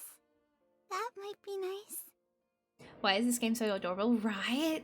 It really does hit like that really adorable line where you just want to hold Zion and just be like, I'm protecting you from everything in this world. Zion trails off until her suggestions are quiet whispers. It must have been persuasive enough for Yellowstone though, as she leaps to the rescue and lifts Zion back up. You got a point. There was a storm brewing out there earlier. Let's just put that idea on ice for now and kick back here instead. Nonsense. Zion loves picnics. As certain as she sounds for insisting on what someone else likes, the moment she says it, the look on her face is anything but. Her lips purse into a deep frown. She stares at Zion, and for all her pride and snobbery, Yosemite actually looks pathetic, like a scared child looking to an adult for comfort. You do, don't you? Zion stares up at her, and they lock eyes. Any hesitation she had about picnics or rain melts away into a bright grin. You're right. I love them. Oh, Zion. Using her wings to propel her forward, Zion flutters into Yosemite's arms, and the two of them tightly embrace. Yosemite closes her eyes and smiles, soaking in the moment of affection. Zion's eyes are wide open and far away. She is not smiling. I don't know about this. There's something off about this dynamic, but I'm not sure I'm able to grasp what that is. I look to Yellowstone, hoping for some silent elaboration, but she just clicks her tongue and starts walking back towards the kitchen. Maybe she's right about it just being an intense case of Mama Bear syndrome. Who am I to say how park girls interact? So what about the weather, genius? Or are you just craving soggy sandwiches? Linear thinking. You're so good at it. We aren't limited to just eating within this park. There are other options. And I know just the place. Zion looks up at her, most of her face buried in Yosemite's jacket. You do? Oh yes. In fact, it's your favorite place. With a stretch and a yawn, I prop myself off the couch. Guess that means it's time for another field trip. My thinking may be linear, but if those paintings on the walls have been anything to go by, it sounds like the four of us will be piling into Zion National Park. I can act like a grump all I want, but Zion National Park has been on my bucket list for a while. Maybe if I'm lucky, they'll take me to the Weeping Rock Trail. I really want to hike under the mountain's overhang. The best part of hikes like that is when you get sprinkled by the waterfalls. It's so refreshing and you feel so rejuvenated after... Excited? I freeze, only now realizing I'm grinning. It's a normal human reaction, but Yosemite has a way of making it feel like losing. A little. It's embarrassing, but there are some parts of me I just can't deny. Like how I had a banana phone until I left for college. I'm always going to be an earthy nature freak deep down. I better get cooking then. It's still bright and early outside, but it's almost high noon in Utah. We don't want to end up sharing our picnic with the crickets. It's high noon. Wait. Yellowstone is in the middle of tying an apron around her.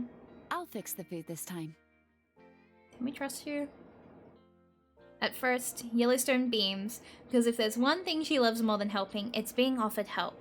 but as sudden as lightning flashes through the sky, that morphs into a grimace. Golly, I sure do appreciate the offer, Yosemite, but it's all fine and dandy. I can whip all this up lickety-split. Yosemite releases Zion from her eternal hug and makes her way to the stove, snatching the apron right off Yellowstone's back. It's not fine and it's not dandy. You wanted more help around here anyway, so here it is. Besides, I know Zion's favorite food. Just like that, Yosemite begins bringing groceries from the table to the counter. Yellowstone looks on in quiet horror, unable to stand up to the tyrant. Biting her thumb, she mumbles to herself. Okie dokie, this is all fine. It's all gonna turn out swell. Just trust Yosemite. Yosemite can't cook, can she? I lean in and whisper to Yellowstone. The two of us are quickly becoming the keeper of all secrets within this cabin. Be straight with me. Should I be scared of Yosemite's cooking? Yes, you should be. We all should be. As we resign ourselves to whatever fate Yosemite cooks up, Zion walks past us and stops at the paintings.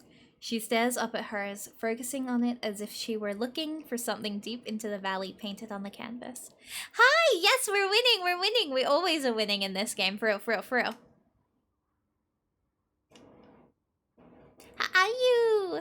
And for a long time, she stays like that.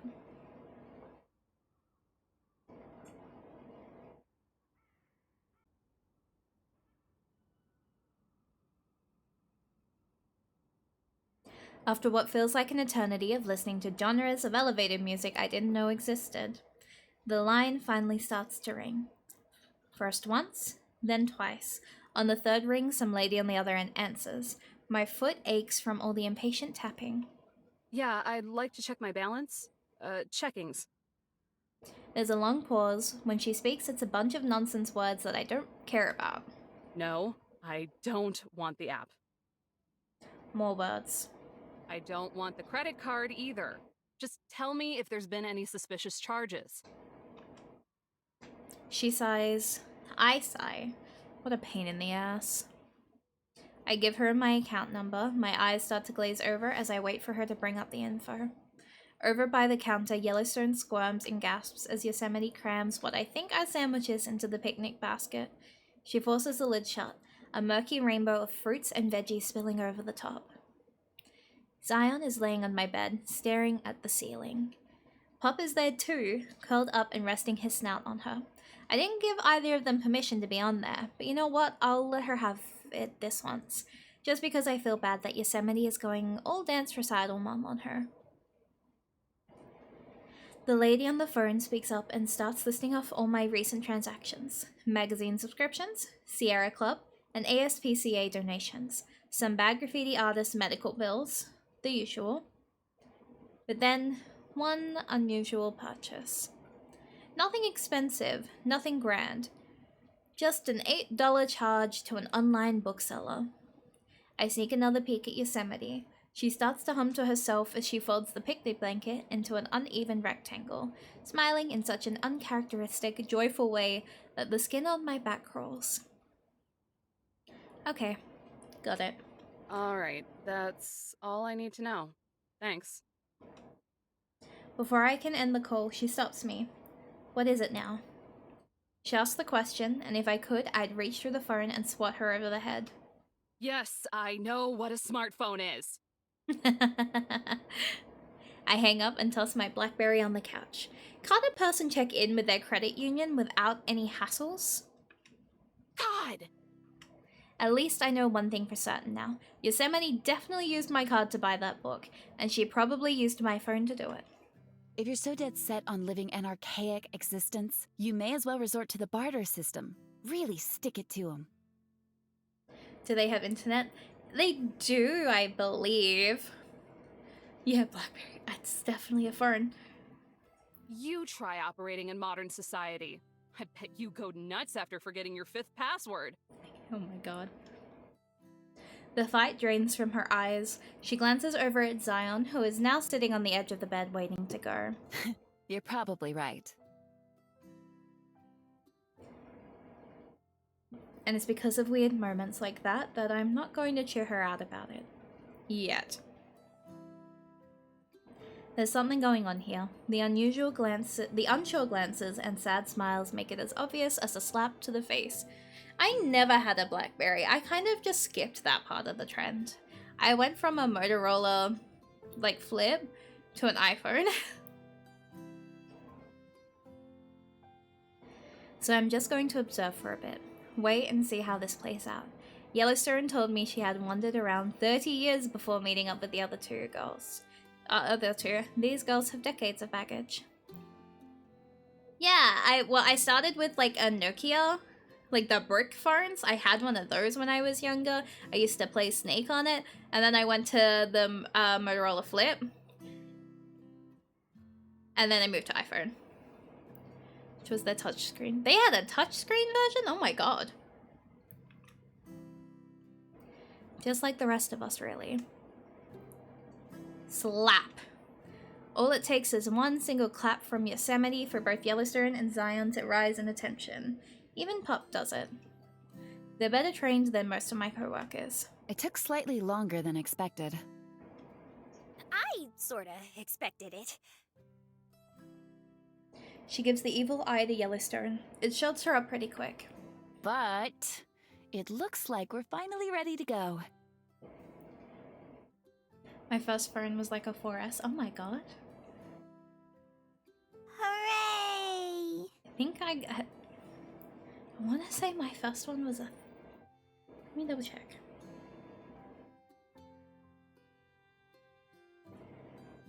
I'm curious now. I'm double checking what my first one was.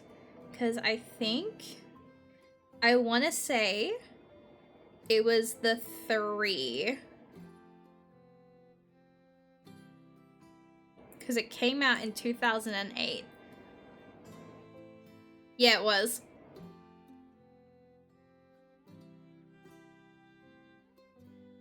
It's either 2008 or 2009, but I know it was the 3 because I'm looking at it and I'm like, yep, that was mine.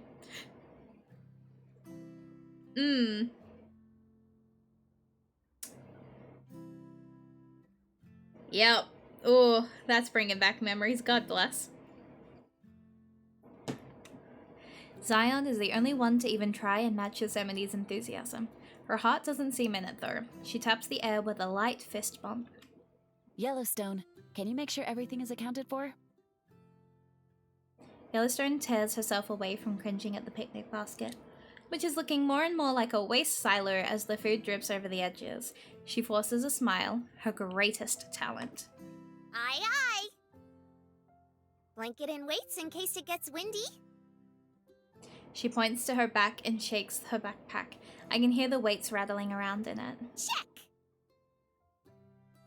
2008, the era before Gangnam Style and Vine. I miss Vine! God damn it. Adorable Earth Angel who's gonna have a swell time. Doubt rings in her voice. She throws Zion a thumbs up.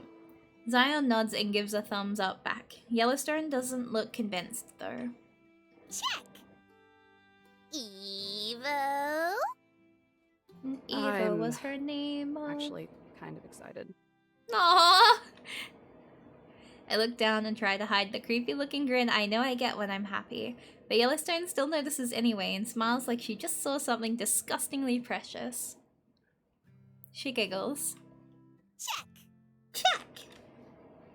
Just let me be a national park nerd in peace, please. I beg of you. Yosemite and her, basket of grub. Oh my god. Why are you so afraid of calling my cooking food? Sweetie, it's not food. She doesn't just skate along to avoid the subject, she skates a full 180 degrees to avoid looking at Yosemite. Is Puppers tagging along? These Poppers. Pup, hearing his name in a mangled capacity, leaps off my bed and bounds over. He spins in circles, rubbing against my leg after every few spins, like his brain can't quite keep up with his body. Nah, he's staying here. Just gonna keep him outside while we're gone. Now, without her cuddly body, Zion floats off the bed and lands near the rest of us. Is that happy? It feels like it at time, I'm not gonna lie. I saw him by the campground earlier. Isn't that a little concerning? He's getting awfully used to people. Oh, Pop! We need to bring him. I know, right? Pretty boy thinks he's human. Yes, he does. Yes, he does. There's a long, uncomfortable silence where my baby talk seems to echo across the cabin. It's only broken up by Pop growling as he tries gnawing on my shoe. Grrr. See, no hunting instincts at all. It's fine. Zion sighs, then digs deep into her hair and snaps off a branch. Stick? Pop's head tilts to the side. Zion flies over to the door, whirling the stick through the air like a magic wand. She opens the door and Pop scrambles over. Want the stick, boy? Want the stick? Go get it! With a pained grunt, she tosses it outside. It doesn't go very far, but it's enough for Pop to chase after it, and more importantly, for Zion to close the door before he can come back.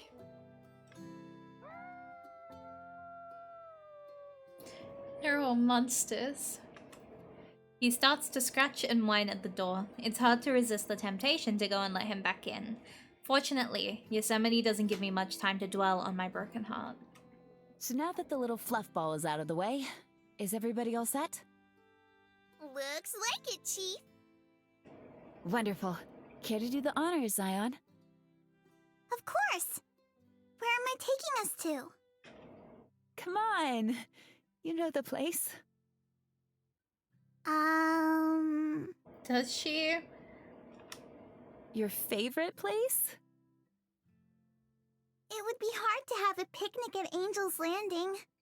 It's quite chilly up there. Yosemite frowns, then beckons her forward with a finger. She leans in and whispers something in Zion's ear. Her small nose wrinkles in confusion as Yosemite backs away. Yes? I can take us there, if that's what you want. Yosemite doesn't so much sigh as she does deflate. Not the answer she wanted, I'm guessing. Okay, everyone. Please hold hands. Miss Eve, I know this is your first time doing it with a group, but don't worry. It's simple. Oh, honey. Sure is. All you gotta do is touch the old bread makers here with the buddies. Before I can jerk it away, she grabs my wrist. With her kung fu grip, she forces my hand to Yosemite's. When Yosemite resists, Yellowstone just does the same thing to her. There. Golly, you two don't have nothing but salt and pepper in ya, huh? Our fingers interlock. For a moment, our palms touch, the skin pressing together. We both loosen our grip immediately and look away from each other. Far, far away, where neither of us have to see each other's stupid faces, hers definitely being the stupid, braggart idiot. What on earth did you do to make your hands so callous? You could light a match on it. My god! I wish I could throw it right back at her, but her hand is so smooth I could hardly even feel the lines on her palm. Yours feels like peeled tree bark. Is that your only insult? She got you there. It is, and I hope you get termites. Yellowstone grabs my free hand and squeezes it. My fingers feel like twigs, bending and cracking in the grasp of Yellowstone's strength. My body flexes as I deal with the crushing pain. In my resistance, I squeeze Yosemite's hand. There's a single snap. She lets out a yelp that sounds just like Pop. Girls? Puffs of black smoke whistle out of the top of her volcano like a steam engine. Unless the both of ya are cruising for a bruisin', let's not turn this into a slobber knocker. What the fuck is a slobber knocker? She says it all through gritted teeth. A dark smile forces itself across her lips and digs into her cheeks, corrupting her usual jolly dimples.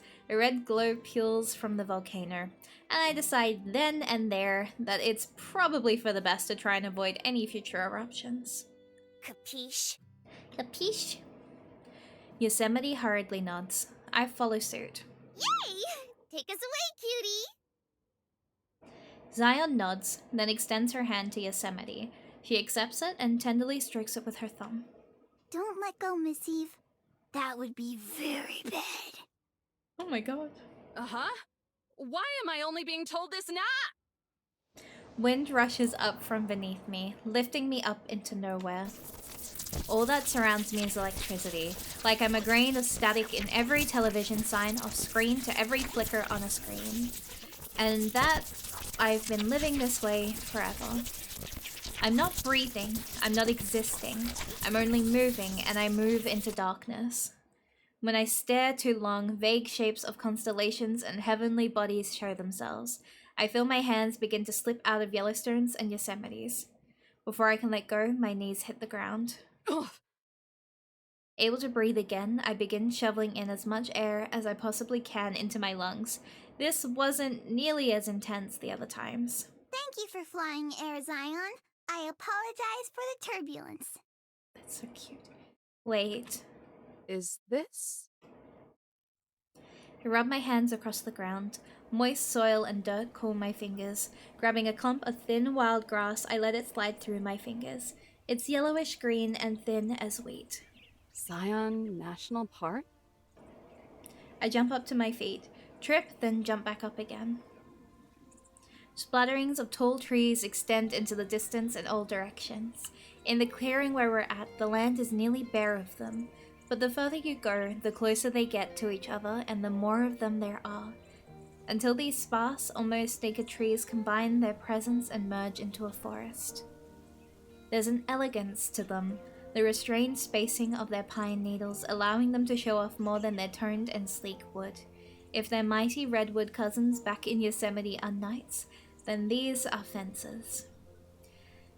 They all accumulate at the base of a mountain, as if they were a place of gathering and worship. The mountain looks alien compared to the natural green of the trees.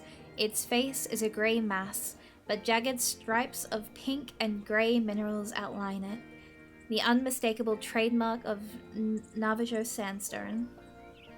Patternless nooks and overhangs look like they've been carved into the mountainside by an artist with no vision. Something so chaotic and random it could only exist in nature, yet it anchors this entire forest, presiding over it like a custodian. Feast your eyes, Ranger. You're looking at the North Guardian Angel. There's more popular places in the Co-op Terrace. Zion must feel Yosemite's eyes watching her, because she immediately course corrects. But the Northgate peaks are always so beautiful. Something as simple as sitting between a mountain can really humble you. You're telling me! Just looking at it makes me feel like a teeny tiny ant floating through oblivion. Huh. You get that too? Like clockwork. I just try to push the bad thoughts away. You know, the universe is going to collapse on itself one day. La la la la! Not thinking! Oh my god. Yellowstone plugs her ears and stumps her feet to drown me out. Yosemite has wandered off, inspecting the ground for a flat spot clear of any rocks. Eve, stop inducing an existential crisis in Yellowstone. Yellowstone, could you help me with setting up the food, please? Okie dokie, Smokey. Yellowstone prances over to Yosemite, humming a little tune to herself. For someone who was brushing up against a nervous breakdown, she sure did recover easily. But you gotta let me choose the picnic spot. Not just any old ground will do. It's an art. And I assume you're the artisan? Yes, indeedy. And you can just call me DiCaprio. She proudly crosses her arms, basking in her status as a skilled homemaker. Meanwhile, Yosemite is basking in the stupidity of what Yellowstone just said. Do you mean Da Vinci? The two of them go off, arguing the dichotomy of Leonardo's as they search for the perfect place to picnic. While they're busy doing that, now would be the perfect time to really take in the sights. I take out the camera I stashed away in my flannel pocket. It's a digital one I bought almost 10 years ago, and I still barely know how to work it. But once I get it turned on and triple check it's not set to record, I start snapping away. It's not every day I get to visit Utah. In fact, the only time I've ever visited has been when I drove through it when going to Georgia for my federal training in Glencoe. But I've always loved just how red all the mountains are. Not so much here, but you wouldn't have to go very far to find entire mountain ranges that glow as if an entire sunset was being projected upon them. There's no other state that looks quite like it. The people are nice too. I zoom up close on one of the more interesting spots on the North Guardian Angel, an overhang on the far left. It's curved in such a way that the shadow cast under it makes it look like the entrance to a shallow cave. The wall of the mountain fades into a dull pink at the end of it. Are you actually happy to be here, Miss Eve? The grass rustles. I look away from the camera. Zion creeps to my side, twiddling her thumbs and keeping her eyes locked to the ground, as if the simple task of talking to me was a potential risk. Surprised I'm capable of feeling joy? Panic sets in as she scrambles to clarify. Oh no, not at all. Hesitance sets in as she realizes she can't. Well, not entirely. As polite as ever, I see, even when the truth is inconvenient. Don't need to sugarcoat it, kid. I know what I am. You do? Whatever she's thinking, I've been called it. Cynical, stick in the mud, hard ass, or as Yellowstone might put it... Sure. A grump. Zion jolts up, so far that she floats back to the ground, swinging her head back and forth. That's a fib. Never ever have I thought you were grumpy, Miss Eve. Sweetie. Just sad. Oh, sweetie. Gravity must have gotten a little heavier, because my arms fall limp at my side along with the camera. Zion is such an anomaly. Even when compared to volcano heads and waterfall hair, she's intuitive in ways most adults are too self-absorbed to be, and she does it with the gentle honesty of a child. As far as I know, she could be both or either. Who knows how years and age even works for these girls? Despite that, it's hard to feel like she's effectively anything other than a kid. How can I be sad when you're so pretty? This park has sights I couldn't dream of seeing in NorCal. It's not something I'm particularly good at doing consciously, but I try to give her a smile, using my mom as a base of reference, someone who managed to ascend to sainthood despite raising 5 rowdy kids, or because of it. Zion can't hide her blush, as pink as the gradient of the mountain. Her usual uncertain courtesy is briefly taken over by a huffy pout. You really mustn't say things like that, Miss Eve. It's embarrassing for all parties. I've never really thought about it much before, but she really does sound like a mini Yosemite sometimes.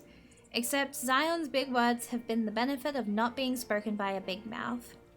Let's hope Olive Ear's personality doesn't wear off on her too. But just so you know... She lowers her voice to the grave whisper, cupping one side of her mouth to tell me a secret. She waits for me to crouch down. I don't.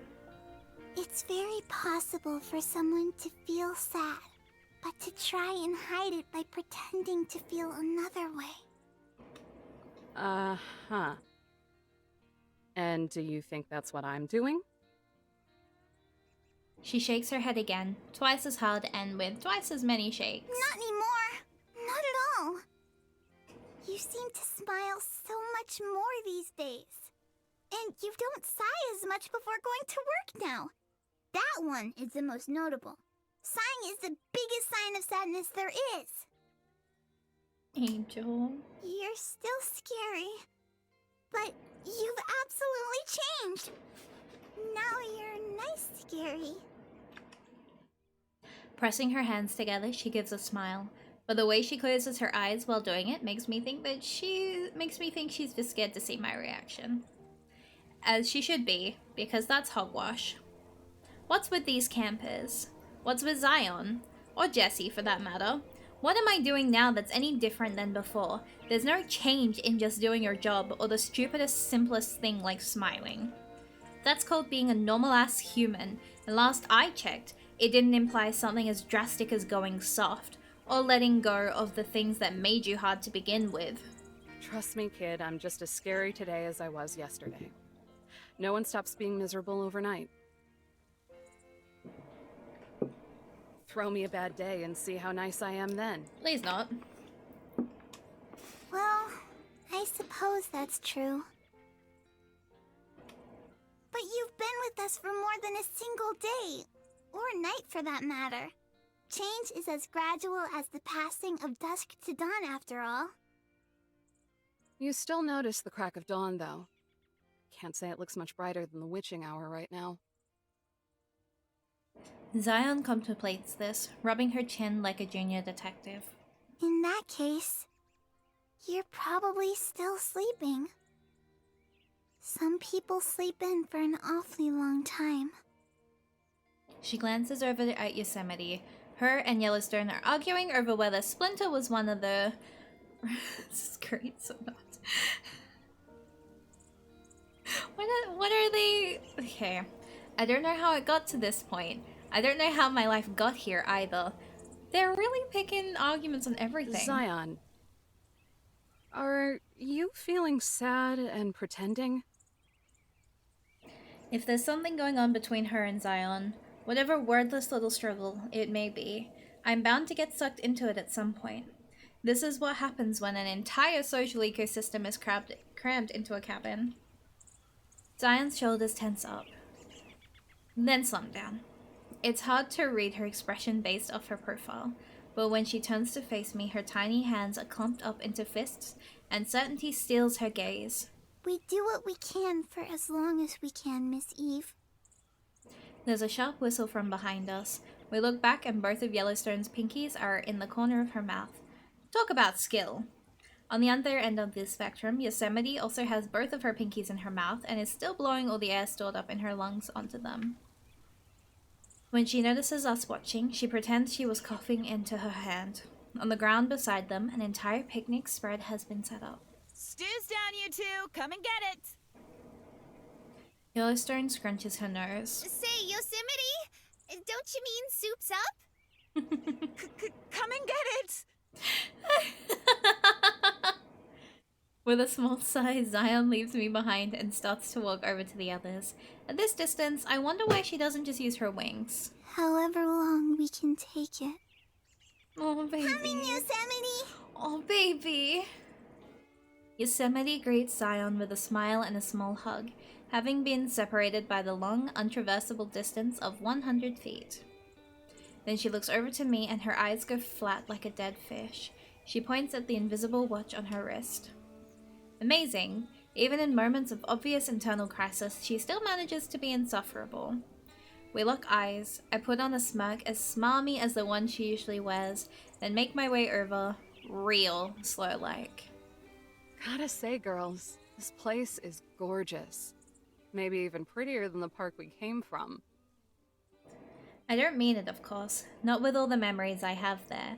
But if it'll get under the skin of Yosemite the prude, then I'll temporarily diss Yosemite the park. It's cute how you believe your pettiness will fuel my ire, when all it does is serve to further your own rot. Perish, gremlin. Perish!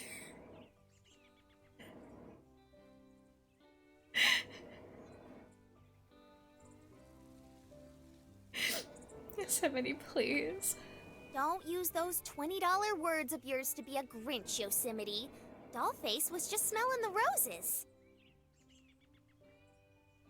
Yellowstone, unaware of the psychological warfare occurring in front of her, sticks up for me. This is it. I win. Yosemite can't fight back against such oblivious kindness. And they smell great. I let the sentence slide out in a whisper. So backhanded I can almost see it slap Yosemite's face. She clicks her tongue and waves me off. For once, a total victory. Finally. Yellowstone might not notice it, but Zion sure does. Throughout all of this, her eyes have been swooping back and forth between me and Yosemite. She uses the lull in the conversation to shift gears. This spread looks like something out of a picture book. Did you set it up, Yellowstone? Bet your tush I did. It was just about the only thing Yosemite would let me do. Aesthetically, the picnic spread really is perfect. Yellowstone's knack for detail shines, with every paper plate and dish arranged around the picnic basket as if it were a coffee table centerpiece. On all four corners, smooth stone way down the blanket to keep it from crinkling up. All that's missing is potato salad and fireworks. Even the spot she picks feels like it was expertly chosen to create the most all-American picnic experience possible, right underneath an elder tree, with drooping branches and leaves for shade. I know which spot I'm taking. Hey Zion. How does the food look? I made all of it, even the globe mallow gruel that you like. Doesn't it make you salivate? Doesn't it bring back memories? Yeah, memories of puking on the blacktop as a kid. In all fairness, it could end up being good, but things aren't looking too hot right now. Some of these dishes look recognizable, but they're all the wrong color. That grits oatmeal porridge thing she made, yeah, that's orange. It shouldn't be orange. A fruit salad with pine needles as bedding? That's my only guess for the plate next to it. Were these even the fruit Jessie brought over with the groceries? Was any of this? She did the weird disappearing thing while making the food. Did she just go out and pick whatever she could find? Zion observes the assumedly edible substances in front of her and nods. This looks like you tried really hard, Yosemite. Good job. Ouch. It must be fire season because Yosemite just got burned. But it doesn't seem to bother her. In fact, she's smiling, like her macaroni portrait just got hung on the fridge. Good job, Yosemite. It's not Da Vinci or DiCaprio, but you get 2 gold stars. She's either deranged or resilient. I'm glad. I was thinking of you the entire time. Oh my god. She's deranged. Come on, let me fix you a plate. Oh no. Yosemite sits down on the blanket and starts to pile a little bit of everything onto a flimsy paper plate. I'll do yours next, Yellowstone. Eve, you can do it yourself. Whatever. I don't want her poisoning me anyway. Plopping down on the blanket, I slump against the tree. Call me overly cautious, but I'm gonna observe the reactions to this food before I even consider putting it in my body. Yosemite sits down Zion's plate in front of her. It's a mountain of food, almost as big as the actual mountain behind us, all meshed and mashed together. It's taken on the color and texture of grounded rainbow trout, a bastardization of the food pyramid if I've ever seen one. This is a lot. Of course it is. I know you say you're a picky eater, but the Zion I know would be happy with whatever she got. She would be grateful for simply having food.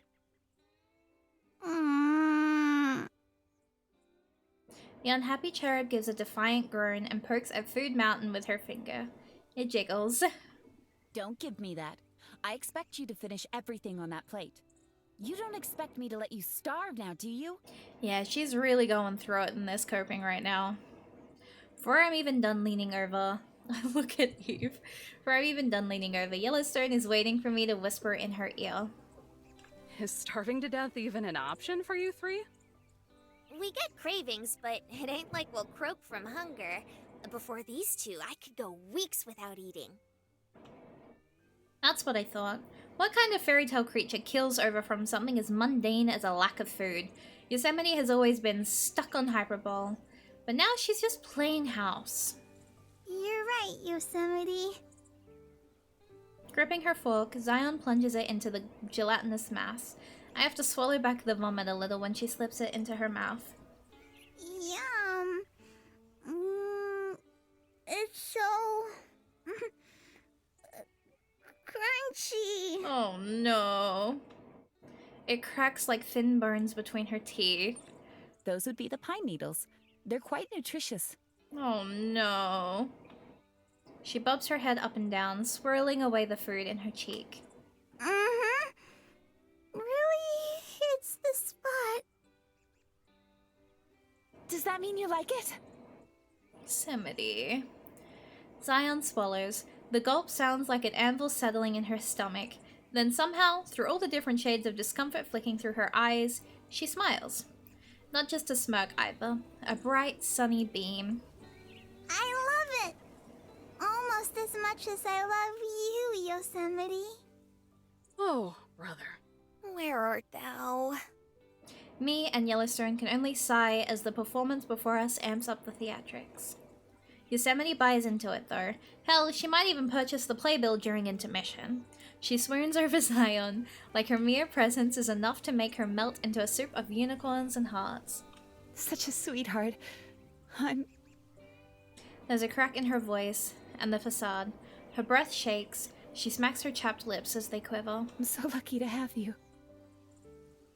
We do what we can for as long as we can. Zion's words seem more relevant than ever as she places a comforting hand on Yosemite's thigh. Wait a second. Ah, it's not letting me copy it again. God damn it. Wait a second.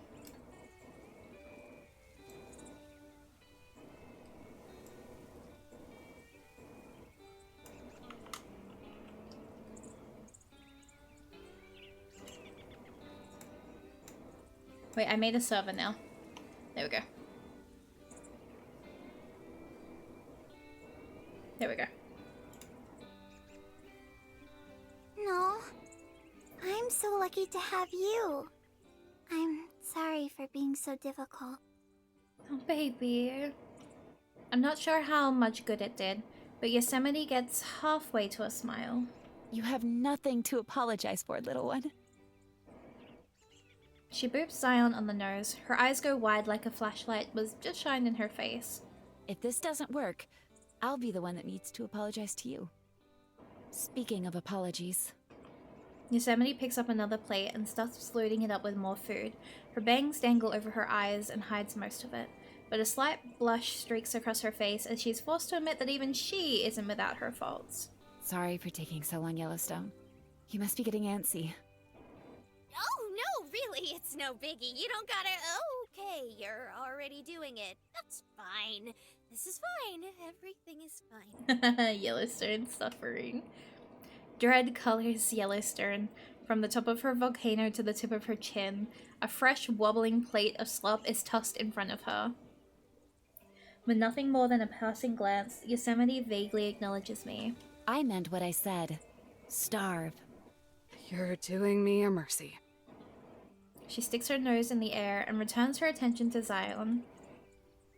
Ever the optimist, Yellowstone scoops up a chunk of the Yosemite surprise and gulps. She's trembling.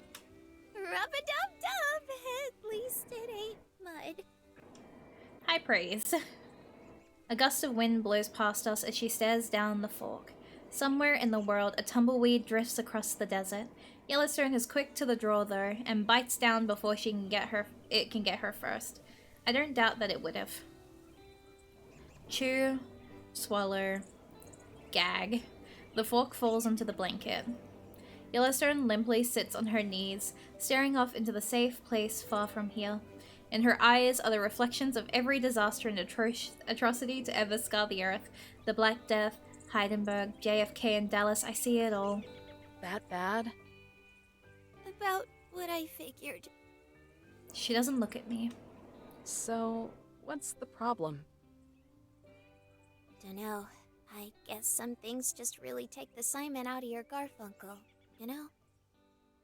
The distance between me and her may as well be from the sun to the moon. I do what I can to give her one solid pat on the shoulder. You gave Yosemite the benefit of the doubt, kid. There's nothing else you could have done.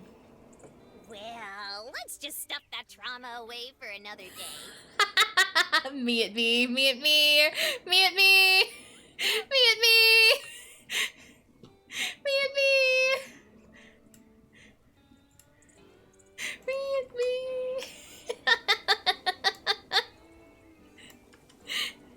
Wow, that really is how she copes.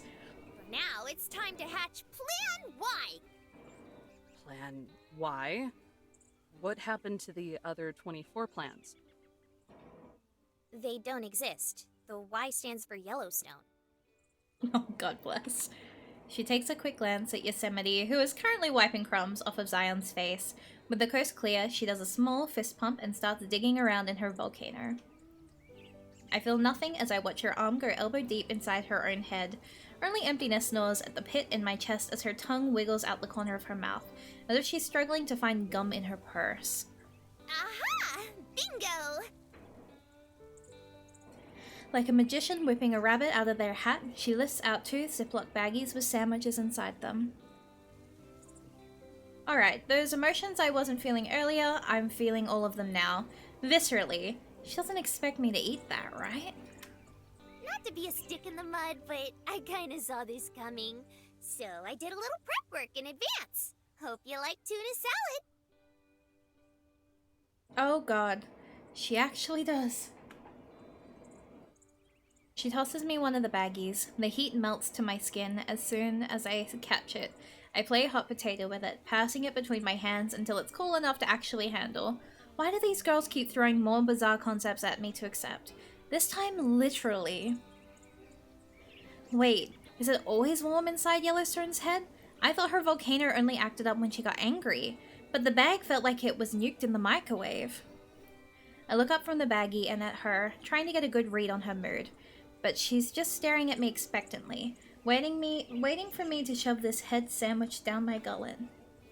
I've spent enough time with Yellowstone to know when she bottles things up, though, to the point where she explodes when letting out her feelings. Maybe this Yosemite and Zion business has her irritated. When it comes to all 3 of them, I'm always doing guesswork. You're gonna be so jazzed about this sandwich, EVO. I spread lots of brown butter on it. Are you trying to clog my arteries before I'm 30? There's always Yosemite scrub. Oh, she's got you there. She says it with a grin on her face, but she may as well be telling me that death is the only viable option. Yosemite sneaks a peek at us after hearing Yellowstone's comment, but turns her nose up as soon as I notice. Looks like someone's salty about the fact that the people witnessing her holding a small child emotionally hostage don't want to eat her trash. Well, bottoms up, I guess. I open the bag and take out the sandwich. Melted cheese and tuna ooze over the crust. The bread is flaky and firm, and it all looks delicious, and I hate myself for eating like this every day, but I'm hooked at this point. Chemically addicted. When I bite into it, the juices from the tuna flow into my mouth. For a brief moment, I decide life is worth living. What the hell? It's evenly cooked, too. You're just toying with my taste buds now. Ah, that's a side effect of the old noggin. To be honest, I wanted it to be fluffy and light. The ultimate picnic food. She slides in closer to me, her downcast gaze fading into a knowing smile as she signals her victory. But as long as you dig it, I guess I can let it slide. Thank you, Yellowstone National Park, bringing a whole new meaning to the term brain food. Is there anything else that head of yours can do? Oh yeah, a whole bunch of neato stuff. It's even a handy-dandy. She grabs the plate of Yosemite Delight in front of her and tosses it in her head. Yes, including the paper plate. Insult me. You have split ends.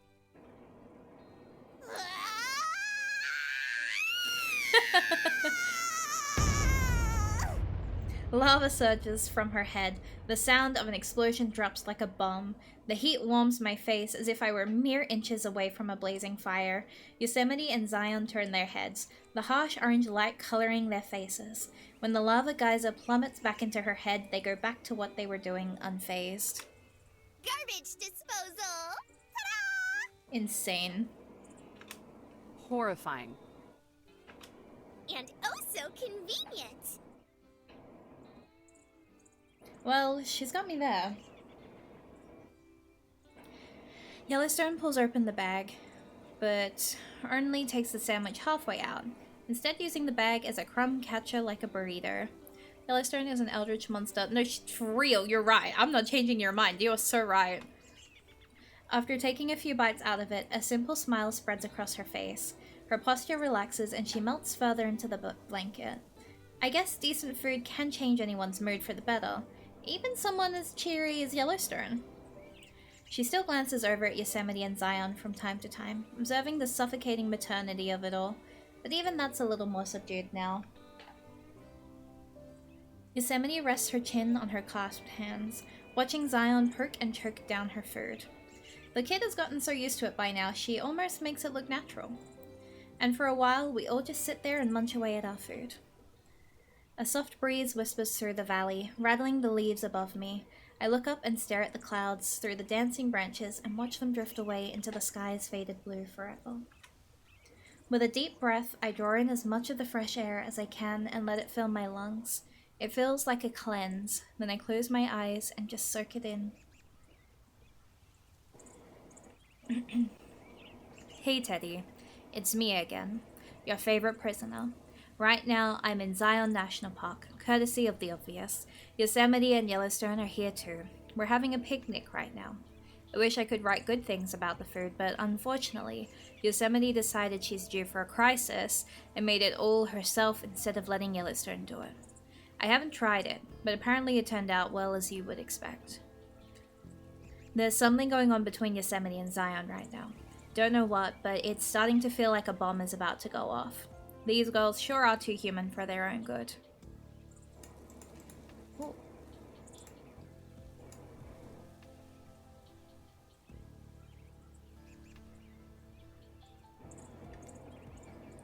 Ah!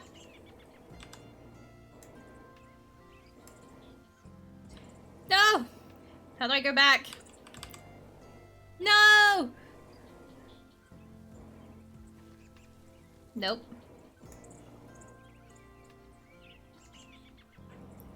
No. No! Wait. Got it. And it got me wondering, when was the last time I've done something like— yeah, save is a smart idea. And it got me wondering, when was the last time I've done something like this? Just sat underneath a tree and enjoyed the moment. Or have enjoyed anything for that matter. Actually enjoyed it. Not the relief of a good cup, but experiencing something in a way that penetrates through the fog. That makes me feel like I'm living and not just shuffling through life until I wither into the ground. Comfortable silence, nature and its eternity, seeing a mountain and knowing it was there before I was born and that it'll stay there long after I'm dead. Feeling tiny and grateful in a world that's far larger and more significant than my ego could ever be. These are my favorite things, and these are the things that I enjoy. And yet, expressing them, experiencing them, and even feeling them, I'm scared to do it, Teddy. More than an admittal of defeat, it would be making myself vulnerable. It doesn't take much either. A bad day, a bad encounter, a bad person. Life has a way of making you resent the things you love. Wouldn't it be better to bury and forget about them? Maybe dig them up every once in a while to get a small glimpse so you don't go completely insane. But when I look up and see these three girls, the very embodiment of the green fields and pink mountain cliffs surrounding them, I start to doubt everything I've just written. Yellowstone is so nurturing, biting her nails simply because she couldn't give everyone a good meal. Zion does her best to make people happy, even if it means eating a plate of their obvious desperation. And Yosemite, for all her flaws, is always grasping at knowledge. Sometimes she just grabs a handful of straws instead, but all she's looking for is truth. They're everything I'm too afraid or too tired to be, or maybe everything I was. I could be that. I could go back to that. I could. Do I want to, though? Am I brave enough to actually take that step, Teddy? What stops me, or anything else that could go wrong, from reverting back to how things are? Nothing. That's what. Nothing at all. I wiped the sandwich crumbs off the page and clasped Teddy shut with a sigh. Usually I come away feeling better after journaling, but I guess when I do it while in a good mood, it just has the opposite effect. I'm never going to be content, huh? Zion stretches her tiny arms to the sky as a yawn squeaks out of her. All done! Thank you very much for the food. Her plate is empty enough for me to believe she actually licked all that slop clean. Just how dedicated to Yosemite is this little squirt? That's my girl! You make Yosemite so happy! Zion wrinkles her nose. Maybe even she's surprised by how much he's getting bathed compared to usual. Okay. Well, if you're happy, then I'm happy. I think. Oh, baby. Unable to bite down on her bottom lip any harder, Yellowstone speaks up. Zion, you don't have to... Yellowstone, please. Oh my god. Yosemite's voice spikes, then comes back down with a crack. Please, let me do this. At first, it doesn't seem like her pleading is going to work. Yellowstone takes in a breath to let her have it, but she deflates as soon as Yosemite turns to us. She doesn't say anything. Her damp eyes do all the talking. She forces a shaky smile and turns back to Zion. So, how are you feeling now? No matter how happy of a tone she puts on, her labored breath makes every word ring with hollow desperation. I'm not sure. A little queasy. I think from the food. Whatever facade Zion was trying to keep up for Yosemite's sake is starting to fall apart. Even the simple act of looking at Yosemite seems too much for her to bear, as her voice begins to crumble. But did it remind you of anything? Did it make you nostalgic? I don't care if you liked it or not. All I want to know is that it worked. Please, tell me it worked. Yosemite fires off strings of panic. They come shooting out of her mouth as quick as they exit. Whatever all of this has been building up to, it's coming to a head. Can't say I'm happy to have a front row seat to it. I'm sorry. No! What did I tell you? Don't apologize. Nothing is Oh yeah! accomplished that way. Monster on the loose! Thank you so much, Maury, for the gifted sub. Thank you.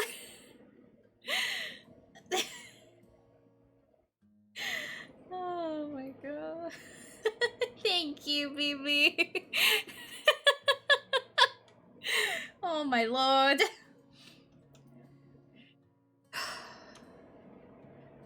My god. Zion winces as Yosemite's fingers grip into her shoulders. Through squinted eyes, droplets of tears start to fall from her lashes. She can't squirm away. Yosemite is forcing her to look at her, to witness this sad performance face to face. Please, Yosemite, I don't understand. I love that it's still scared. It's because it's so out of the blue. Why not? You must remember something. It can't just all be gone. Oh my god, she's having a crisis. I don't know what you're talking about. All I want is for you to be happy, Yosemite. Please tell me how to make you happy. Oh. What the hell is this? I need you to tell me that you remember this place. It feels too personal. It feels too visceral. That you can remember me hiding in bushes and staying until we could see the stars. Please be happy. Oh my god. Yeah. She shakes Zion like if she does it too hard. She shakes Zion like if she does it hard enough, all the information will just spill out of her. Tell me the story, Zion. I hate it. I don't know what story. Cut the crap, Yosemite! Whatever you're trying to do isn't working! She ignores me. Nothing I said broke through. I'm not even sure she heard. Then tell me what you remember! Tell me how you feel! Please be not obsessive. Scared! Oh, Zion. Oh my god. A cloud of ash plumes out of Yellowstone's head. She jumps to her feet. The familiar wave of heat pushes towards me. My ears pop like a jet got too close to the ground and broke the sound barrier. Put a sock in it, Yosemite! Yellowstone's fury is carved into her face, a deep scowl etched in lines from her nose to her lips. Magma seeps over the top of her volcano and streams down her head. Yosemite sits there in a daze, her grip on Zion's shoulders now just a limp hold. Zion doesn't even need to break away. She rushes over to Yellowstone and buries herself in her stomach, sobbing into her jacket. I know what you're trying to pull, and I get it. It breaks my ticker too, but this ain't right. Zion felt bad for you. I felt bad for you. It's the only reason I let this go on for so long. But you did what you always do and took it too far. She don't even remember anything, and you still did it. Well, listen here, Missy. You can throw your weight around when it comes to the rest of us, but I ain't gonna let you do it to Zion. If you actually care about her and aren't just being a selfish square, then you'll leave well enough alone. Yosemite, her hands still stretched out, brings them in and takes a long, horrified look at them. I didn't mean... She can't finish her sentence. Yellowstone glares at her like a beast shielding its cub from a hunter. She switches over to me, but I look away. I'm so sorry. The words tumble out in a hoarse whisper. Yosemite scrambles to her feet and runs off into the forest, disappearing in the thick of the trees. When all is silent, Yellowstone lets out a long sigh and flops back down on the blanket, bringing Zion with her, still nestled in a tight hug.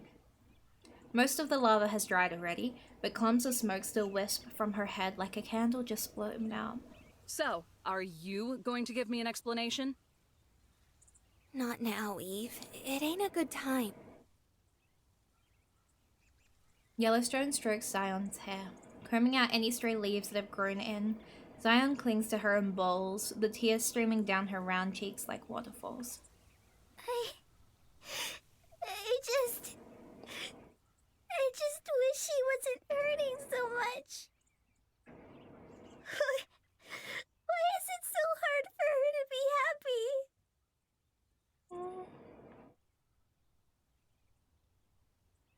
That last one hits hard enough to knock the air out of me.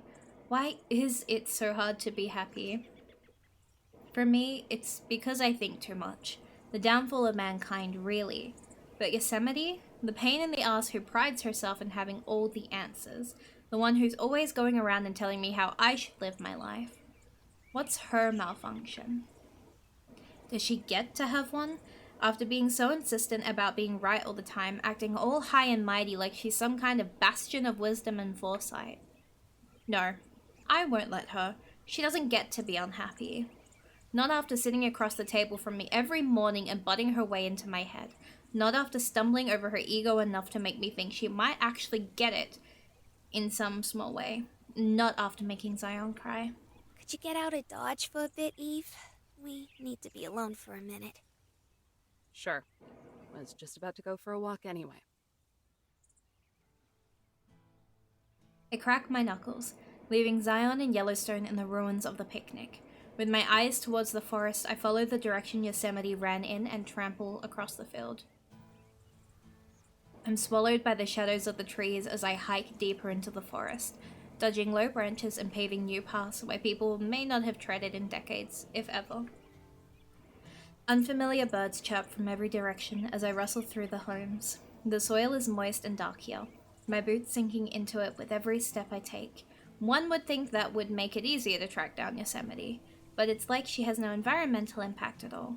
0 footprints and not even trampled grass.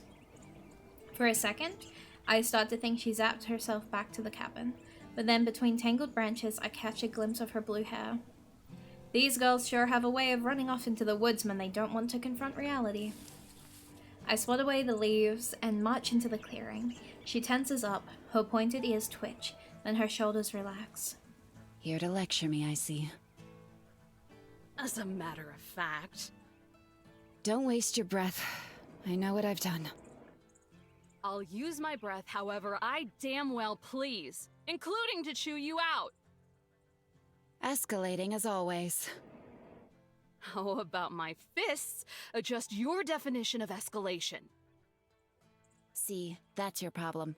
When you get the emotion bug, you have no clue how to quarantine it. So you lash out and punch people in the face. It's simple. Quit the charade! Clenching my teeth, I groan and stomp the dead grass over and over. I don't punch trees. This is all I can do. What the hell was that back there, huh? Yosemite freezes, her eyes unblinking as I finish kicking the dirt and catching my breath. I'm not sure which one tired me out more. It's so much effort being angry all the time. So much. Why did caring and not caring have to be so hard? It was desperation, I suppose. Her ears flatten, and for an unshielded second, her arrow straight posture slinks too. No. More like panic. A flash of it all at once. When you break, and you feel you need to take an action. Any action. Or get swallowed by it. Is it a Zion thing? It's more than that. It's a crisis of dread rooted in existential... Is it a Zion thing? I like when she uses that voice. It's a Zion thing.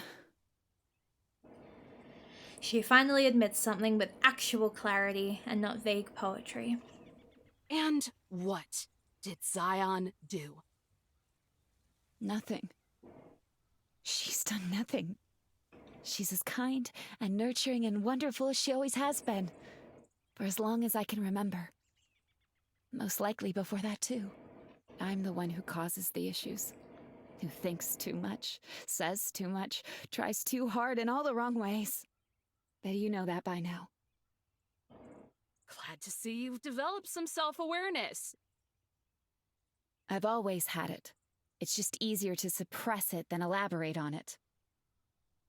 For the first time, she may have said something that's actually hard to argue with. And when I see her like this, sulking in the middle of a clearing like a kid lost in the woods, too deep in to know which direction to take next, it's enough to make me agree with her. There's always been something weird going on with Zion, since the moment they all burst out of the closet pretending to be ghosts. The way they talk about her, how they treat her. We all baby her, sure, but there's real reverence there too. Not too different to how you might treat a grandparent or someone fading away in a nursing home. Yosemite. I can hear her draw in a sharp, steadying breath. What happened to Zion? She exhales. Her breath comes out in spurts and sputters. Yosemite's running on empty. What happens to everything? Time. My knee-jerk reaction is to berate her for not just spitting it out, but then I remember something. Things both Yellowstone and Yosemite have said. That Zion can't help out like she used to. Yosemite feeding me some mumbo-jumbo about human perception shaping reality. That comment I made about park puberty might not have been far off. She's changed? Yosemite turns, not enough to face me. I don't think she could manage that right now. All I get is her side profile. The sunlight breaks through the branches above us and glistens on the pebbles speckled across her face. A tear twinkles from the corner of her eye. So much. And she used to be so much. So much. Her fists clench, fingernails digging into her skin.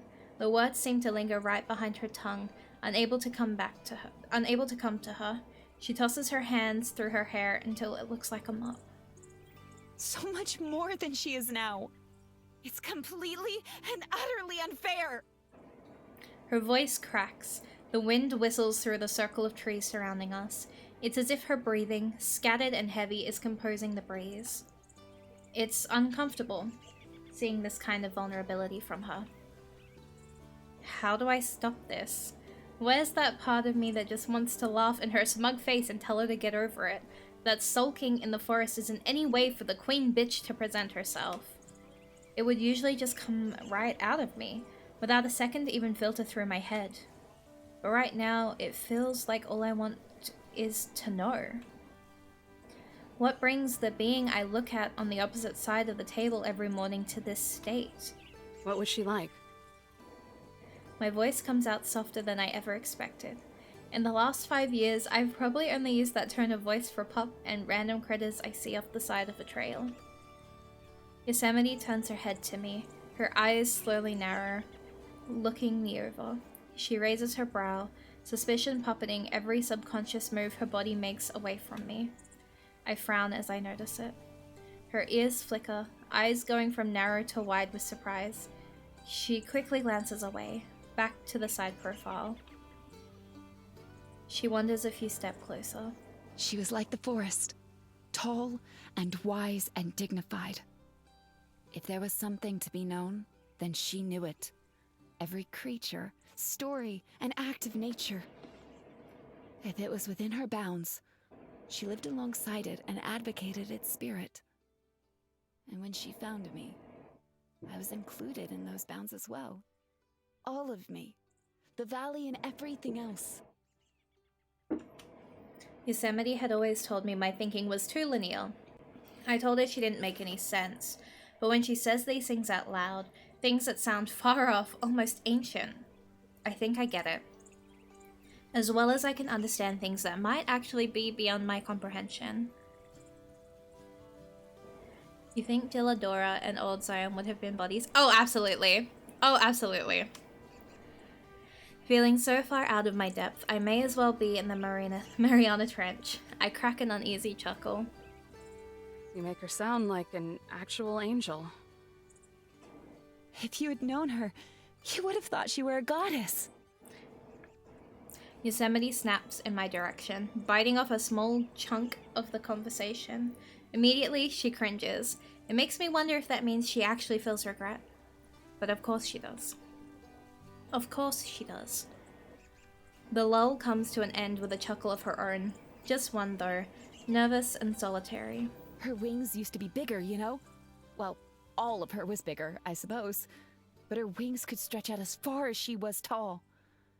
Sometimes they seemed big enough to block out the sky. She used to wrap me in them. Her feathers were like clouds and she was warm. And she would look down at me and talk. Teach. I remember it. The images are getting fuzzier and fuzzier. But I can still remember how it felt. But she can't. Now it all comes together. The story she was so desperate to hear. This whole outing. The picnic didn't jog her memory like you wanted. Is that it?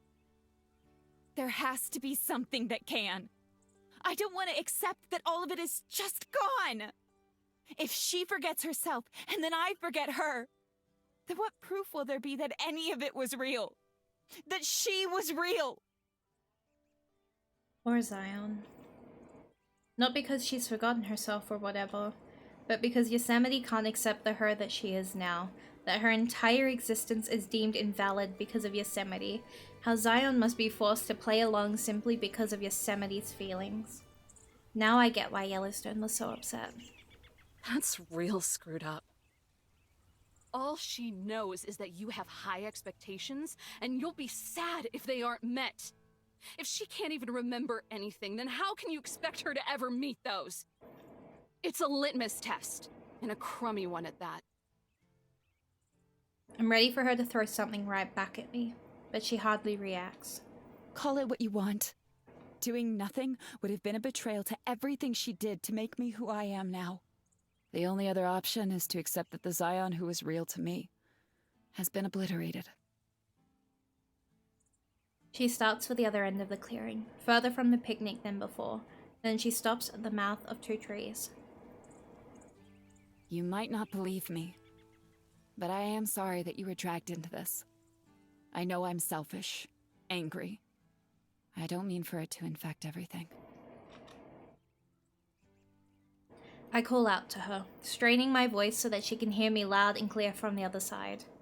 You're only selfish if you can't accept her. She glances over her shoulder. Would you? The shade engulfs her as she fades back into the forest. When she's gone, the breeze stops. Birds return to the clearing, chirping as they warm themselves in the beams of sun spotting the ground. That's harsh. A long sigh heaves out of me. I didn't even know I was holding my breath. I lean against the rough bark of the tree I thought about punching earlier. The thought strikes me again now, but despite all that, I still can't bring myself to do it. Can't make that change. Punch that tree. Read those letters. After all, if the real Zion was obliterated through change, then why would I ever commit to it?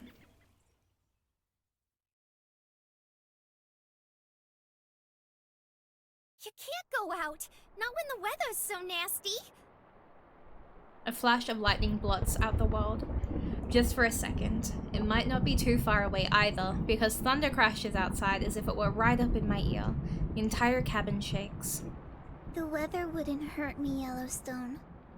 It wouldn't hurt you either. Pup whines, trembling beneath the table as he sits on my feet. So, that don't mean I'm not allowed to worry.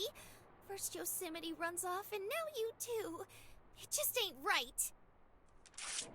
I finish reading through another form, then tear it in two. Oh, please. Stop pretending like you're human. Anyone would get sick of the charade going on inside this cabin after long enough. Yellowstone shoots a pointed glare at me. It gives Zion just enough time to open the door and slink onto the patio. The wind is so harsh it blows the rain into the cabin. I'm sorry, Yellowstone, but I need to think. Hey! Wait!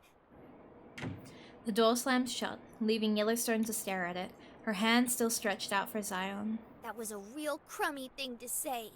We might not be human, but we have feelers that work just as well as yours. Sorry to hear that. I unfold the next feedback form and read through it. This one is from a Robert Sanchez, who wanted to extend his thanks to the ranger who walked with him to the river. I remember this geezer. He was looking for a specific spot his wife liked coming to before she passed. It rips in half without any trouble. I take the two halves and rip it again, this time into 4 quarters. Just take advantage of not being human. It's your biggest strength. Don't have to worry about the same crap we do. That's a fib. If we're strong, it's 'cause we're so much like people. That's the way I see it. Don't look so smug. If Yosemite's collective consciousness mumbo-jumbo is right, then you three came from people. That's a tragedy, if you ask me.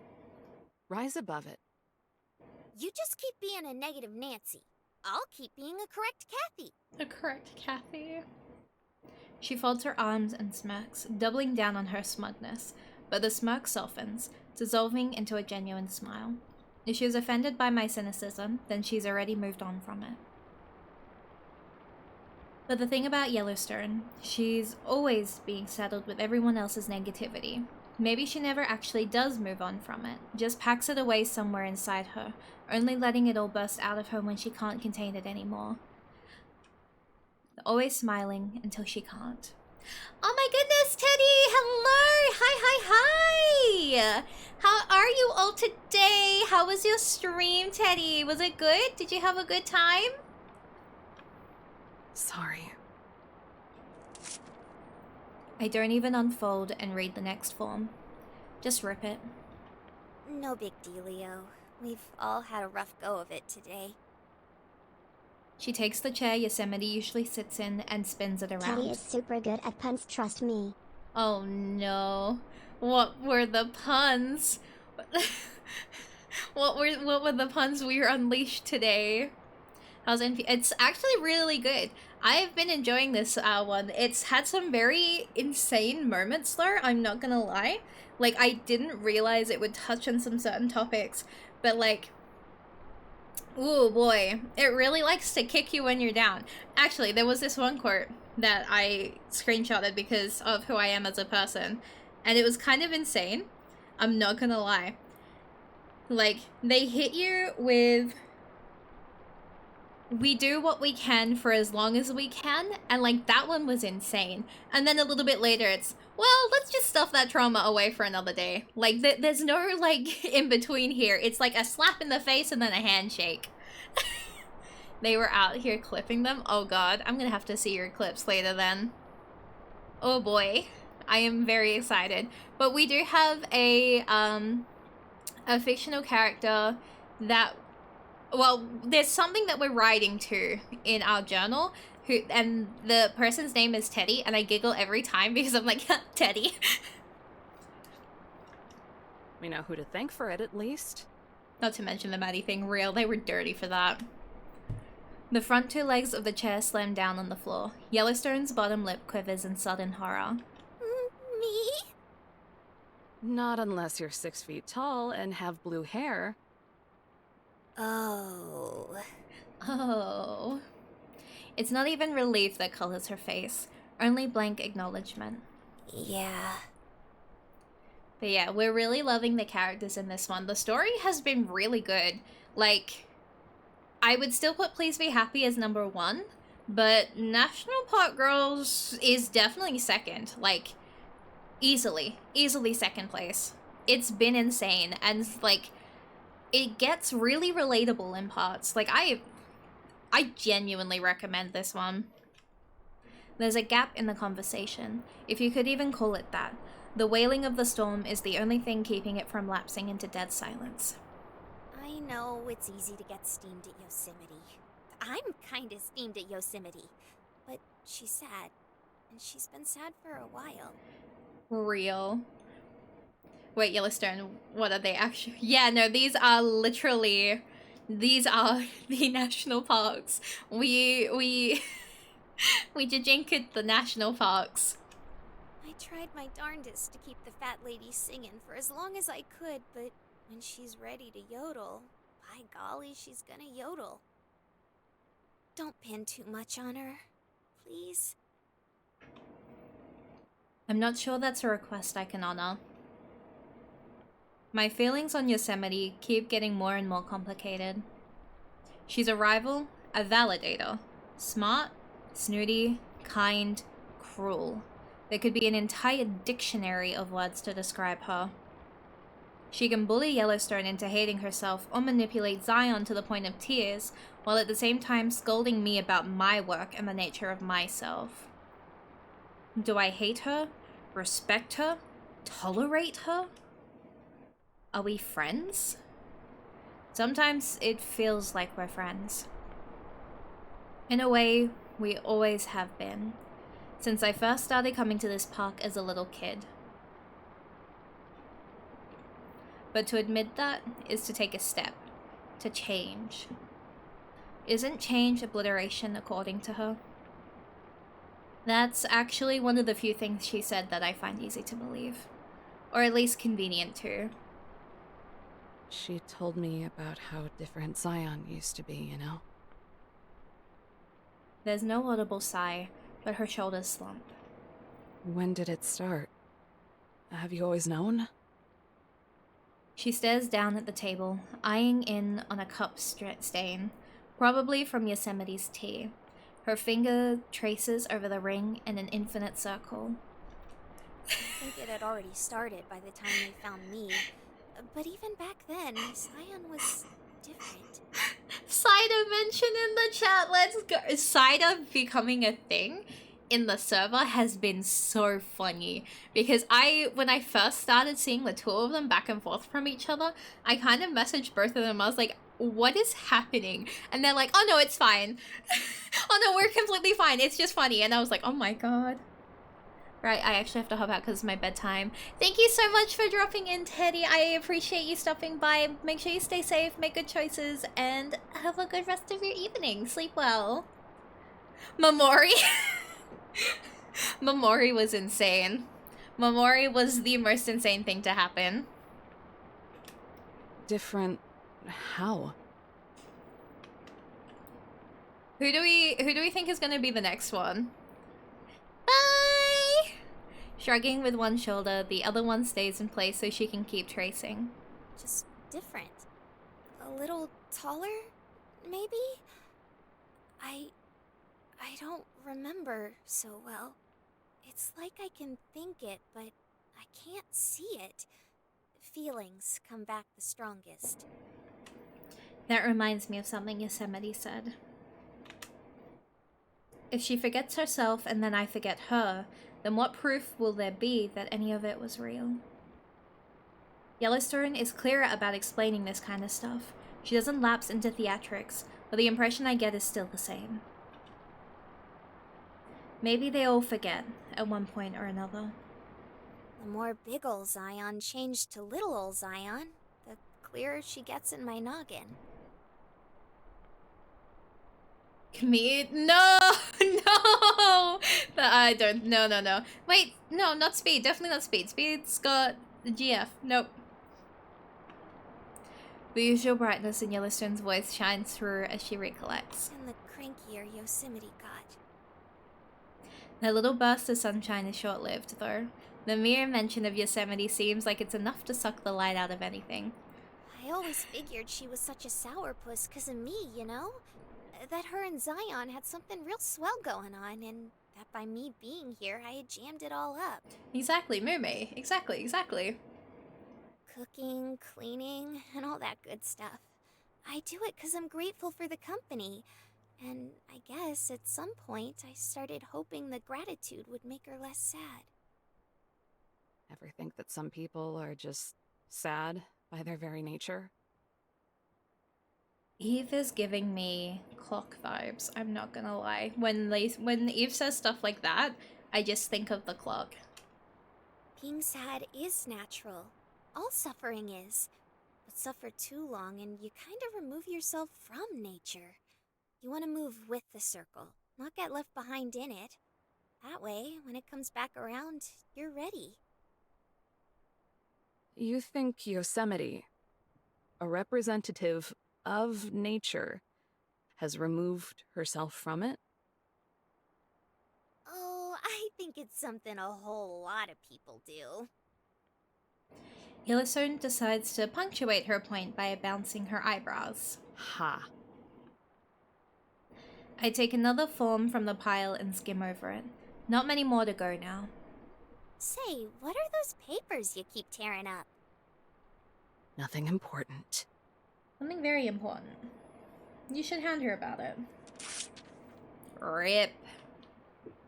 The pieces flutter to the ground and I go for the next one. As the gal who's gonna have to sweep them up, I'd say it's pretty important to me. I'll clean them up then.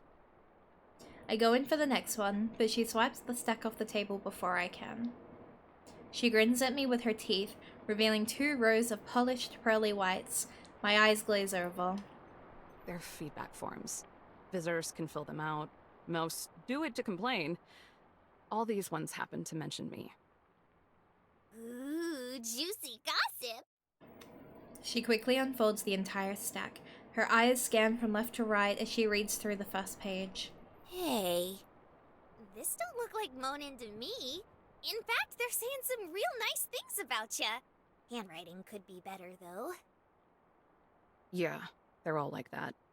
My supervisor wanted me to read them. So why are you ripping them all up? Because they're convenient lies. She licks her thumb and shuffles to the next form. You mean none of these things actually happened? Oh, they happened, all right. I just think they got the wrong impression of me. Oh my god. Take a look at any of those and tell me if it sounds like me. I think they do. Then, for my sake, I hope you're wrong. Yellowstone flips to the next form, saying nothing as she reads through it. She stares at it for a good, long time. Her eyes are unmoving, like she is narrowing in on one spot. Then she starts digging around in her head again. Great. Really wish she would warn me before doing this. At least I won't have to eat whatever comes out of there this time. I hope. She whips out a small roll of tape, tears off a piece, then bends both sides together to make it double-sided. All I do is watch as she does this a couple more times and sticks them to the back of the form she was just reading. Having fun? She answers by snagging Teddy off of the table and slapping the form onto the first free page. Hey! That's my journal, not your arts and crafts project! Teddy mention. I leap out my chair and rush to the other side of the table, ready to pry Teddy out of her soon-to-be cold dead hands. She doesn't retaliate, though, already presenting the book to me before I have the chance to get physical. I rip it out of her hand. You're dead. Read it. I glare at her, still contemplating all the sharp objects I could shove inside her head. Go on, don't be shy. I look down at Teddy. The edges of the form still taped in there are sticking out of the journal, breaking up the aligned cohesion of every other page. Acting more like a bookmarker, the form doesn't even let me flip through the pages. All I have to do is open it up and I'm there. There's no name, number, email address, or even a listed date. Aside from logos and the form will tell us how we're doing, all there is to read is the print on the paragraph lines.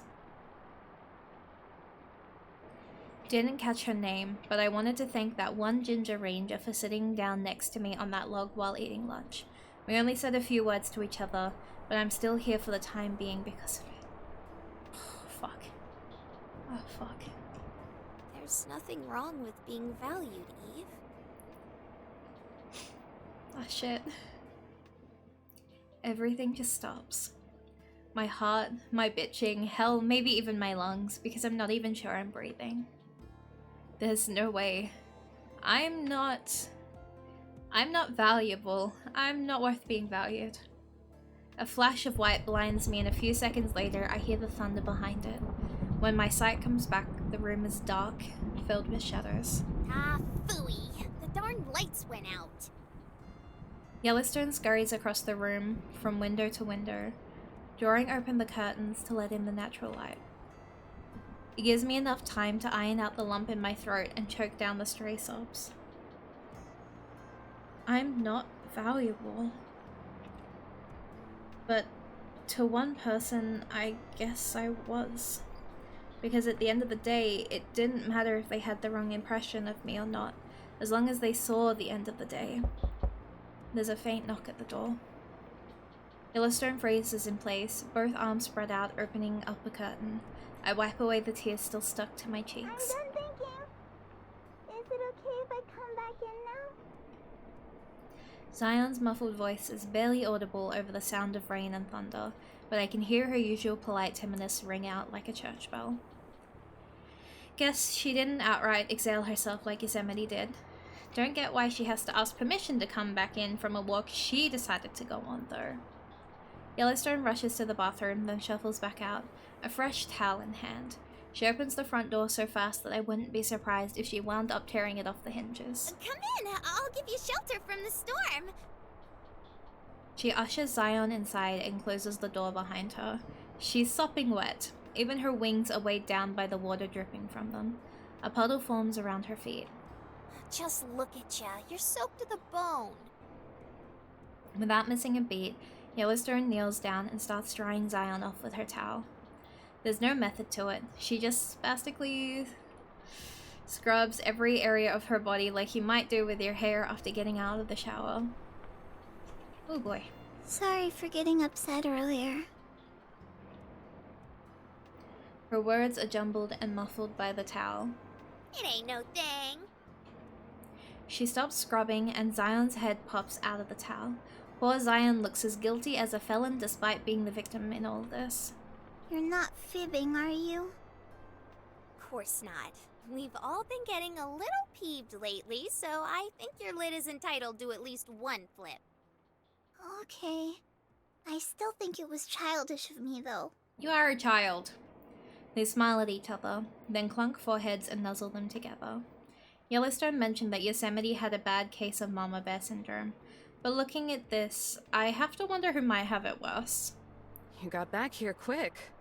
Sure you did enough thinking out there?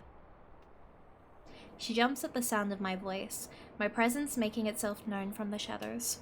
Probably not as much thinking as you do, Miss Eve. Too much of it if you ask me. It's better than thinking too little. Probably.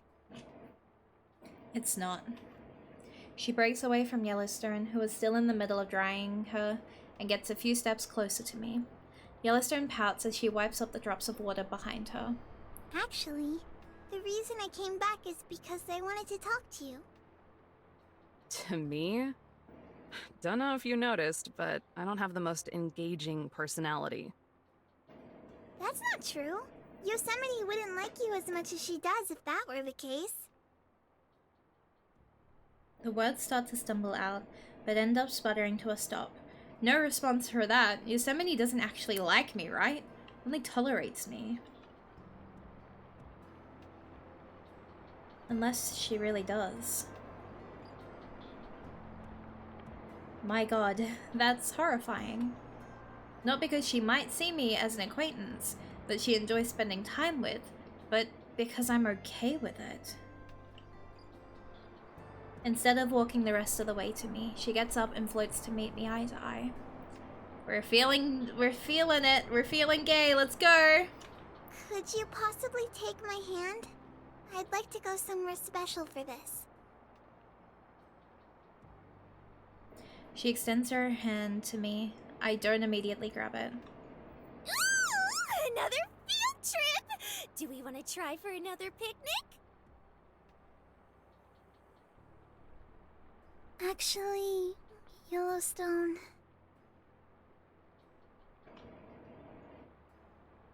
Yellowstone scrunches up her face like she's trying to do long division. I'm a little worried at first, but she finally gets the right equation. Oh, save check. Thank you, thank you, thank you.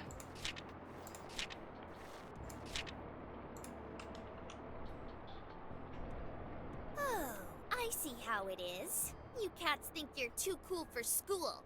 A bumpkin like me would just cramp your style. Oh my god. Zion gasps at the notion. She starts to speak, but Yellowstone turns around and waves us off. Oh, hydrate. Go on, get. Old Yellowstone will hold down the fort like she always does. And a stretch. I can give you that.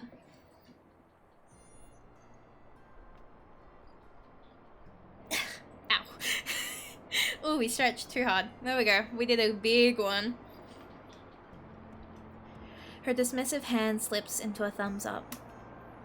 Zion breathes a relieved sigh. Thank you. Hold on, I haven't agreed to anything yet. That's okay. You'd end up doing it anyway. Oh my god. Well, she's not wrong. She clasps my hand and smiles. Ready? Yeah, fine. Static. I'm swept away. The ground gives way beneath me, as do the walls, the air. Anything familiar to ground me is gone. All engulfed by the sizzling of electricity running through me. And then darkness. A deep, eternal darkness, the most natural I've ever seen. It doesn't feel dangerous or scary, just inviting, like the indescribable space I'm falling through are cradling arms of something much bigger. I want to let go. Then there's ground. I stumble for footing, but when you're going to slip, there's never any stopping it. Ah, son of a... My knees slam down on jagged rock. Tiny pebbles meld into my shins. If my jeans weren't already shredded, this would have done the trick. Such a bumpy landing. You weren't thinking about letting go, were you? Zion gently floats down beside me. Her wings tuck in as both feet gently touch the ground. Does it matter if I was? Ouch. It does! You mustn't even think of it. Never, ever.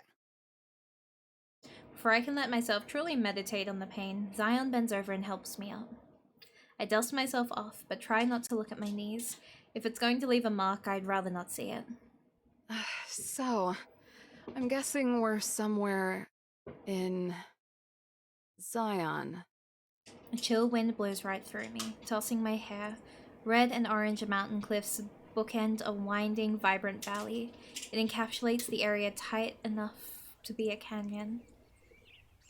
The only proof that there's something beyond here, that there's an end, is a river curving through a green inferno, bending out of sight behind a mountain. To a place I'll probably never see, never step foot in. Feeling enraptured? Only so many vistas you girls can show me before that stops happening.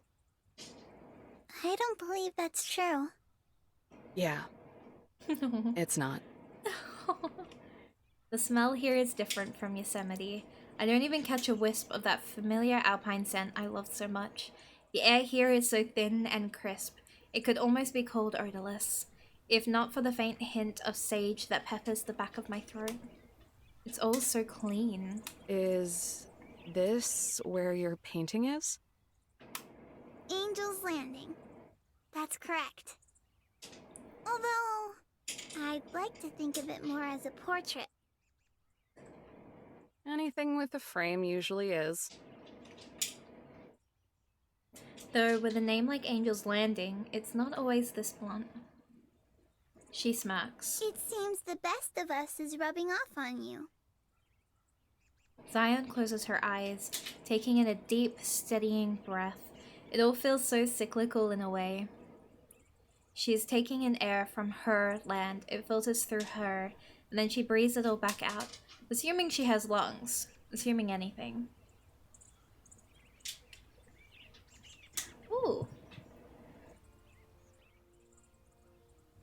God, she's so pretty. I know we're only seeing her back, but God, she's so pretty. She draws her eyes from the green expanse, locking them on her bare feet. A troubled frown has carved itself deep into her face. Not that she hasn't always seemed troubled. Frantic little thing that she is. Miss Eve, I believe I was being wishy-washy today. Why? Because you couldn't stand up to Yosemite? She was always gonna push it as far as she could. It's her malfunction, not yours. It was never about standing up for myself. What I'm guilty of is much worse. I wasn't able to commit to the truth. I had told you that change is natural. As gradual as the passing of the dusk to dawn. I echo her words back at her. She freezes, a little surprised that I remembered it, maybe. The somber look on her face tells me that all I've done is just reinforce what she's determined to be the truth. Yes, that's right. And yet, I wasn't certain enough to contradict that almost immediately afterwards. Telling you that we do what we can for as long as we can. But that's resisting change. It's a terrible thing. To indulge someone else's stagnation. That's what I did to Yosemite. I guess that's one way to look at it. But there's something about it that bugs me. It shifts personal accountability from Yosemite to Zion. However, I don't believe for a second that was ever Yosemite's intention. I have my issues with her and how she's acted, but there's always something about it I can relate to. There's no way I could ever read her mind, but I think it would only make her feel worse if she knew Zion was blaming herself in this way. You know, after she ran, I went and tracked her down. That was a very kind thing to do. To chew her out. Oh.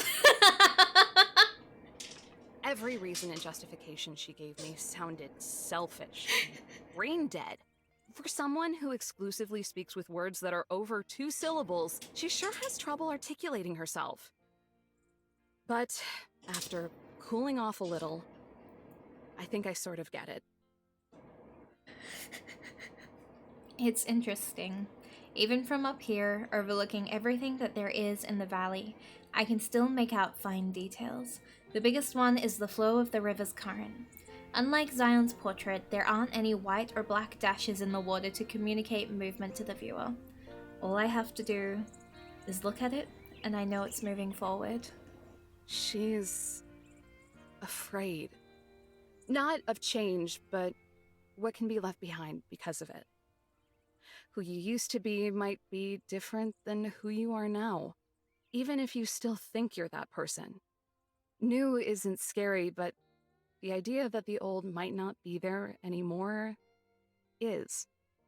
The drama queen compared it to obliteration. And she said that's what happened to you. I've been dancing around this subject with Zion for long enough. We can talk all day about symbology and allegory that hint at what happened to her, but that's not honest. I think she knows it too. She smiles, like an old master thief finally caught in the act. It's an expression suited for someone far older than how she looks. Do you know what happened to you? It's not about knowing, Miss Eve. Anyone can tell they're sunburned if they've been outside long enough. I don't remember. It's like you said. Whoever I was is much different than who I am now. A dull sadness pulses somewhere hidden in my chest. I'm not sure if it's anything deep, just a shallow wistfulness. But to say that I've been obliterated would be a true disservice to whoever it is that I was. A sharp wind pushes at us from behind. Zion's satisfied smile gets a little bigger as her eyes sneak to her peripheral. I make a subtle turn to see what she's looking at. Behind us, Yosemite's tall figure watches from the brush. She stands still, careful to do nothing that would make herself known. Obliteration isn't real. Everything echoes. Whether me, you, or anyone else knows it or not. Everything is passed down.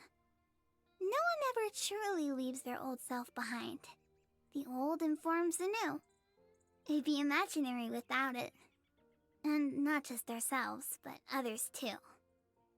It's not scary, not one tiny bit, because any part of yourself that's ever been will always be. I wonder who she is talking to at this point. It's cheeky, more like a sneaky imp than a delicate angel. But who can stand beside an angel and argue with their message aside from the devil and his advocates? So the residual effects of misery last forever, huh? Yes, has the building blocks to much better things. Ah, only to be tossed into the lake of fire. Now that's real obliteration. Strands of Zion's golden hair flutter in the breeze. Petals and leaves fall off her body, drifting into the clear blue sky. Back in California at the cabin, I'll bet the storm is still raging. Dark skies and howling wind. National parks have the range of a choir. So, can I ask a question? I think you just did, but another one is okay too. Angel. Do you, have the wings because of the names of places like this, or is there a logistical reason for it? I don't understand why you girls look the way you do at all. The twinkle in her eyes dull. Her sage smile goes flat. Miss Eve, stop overcomplicating everything.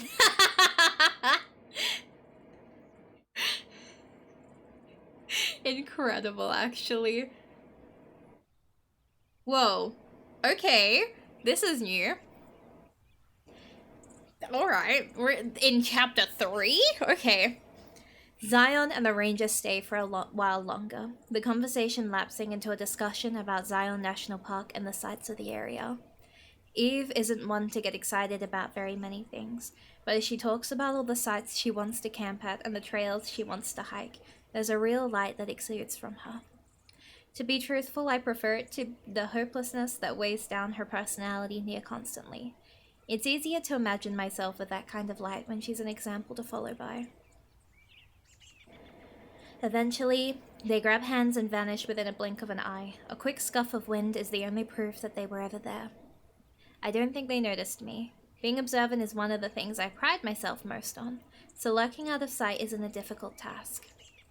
Sifting out of the brush, I take a seat on the edge of the cliff. Because of Zion's painting, I have immediate access to this place, but I choose not to come very often. It's a painful reminder of things I know I'll need reminders of. Still, it's a wondrous view. It's unlike anything in my park, in me.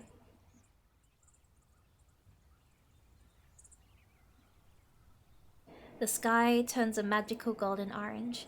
It's as if the sunset is jealous and has chosen to copy the colors of the very mountains it's set behind. The river is not jealous, however. It naturally reflects whatever surrounds it. The river can be whatever it wants and whatever it needs to be. So I sit there, hoping that the blue strands of my hair can do the same as the rivers they invoke, to reflect the things in front of me, even if they are not what I am. So I can chameleon myself as those things, perhaps eventually becoming them in earnest.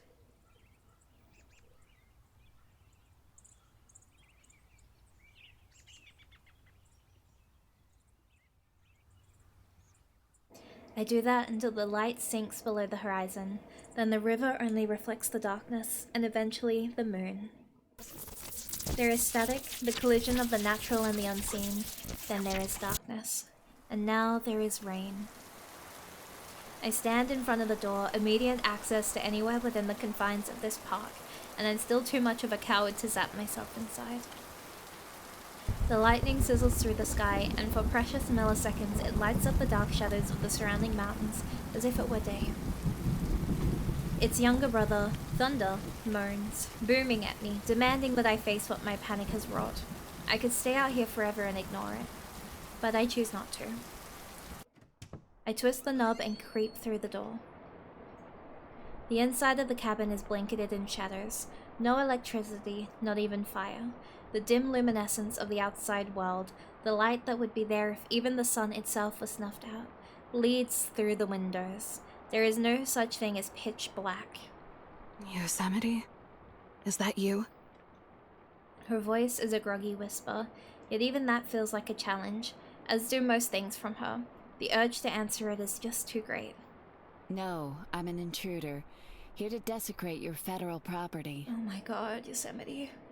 Shh. Not so loud. The others are sleeping. Oh. I didn't know. My banter just got shut down, utterly. It feels embarrassing.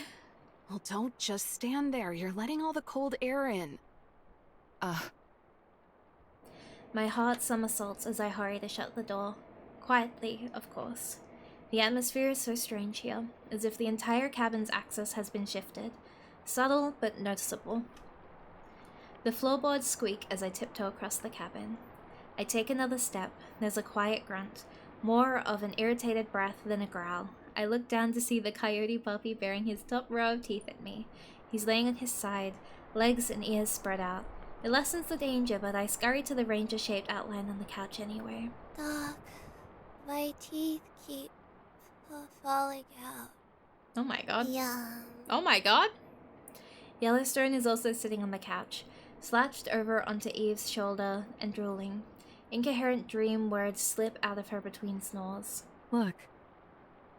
Her eyes signal down. Curled up like a fetus, Zion takes up the last free cushion, but is small enough for the couch to still feel spacious. There's a soft rhythm to her breath. Her sleep always seems so peaceful.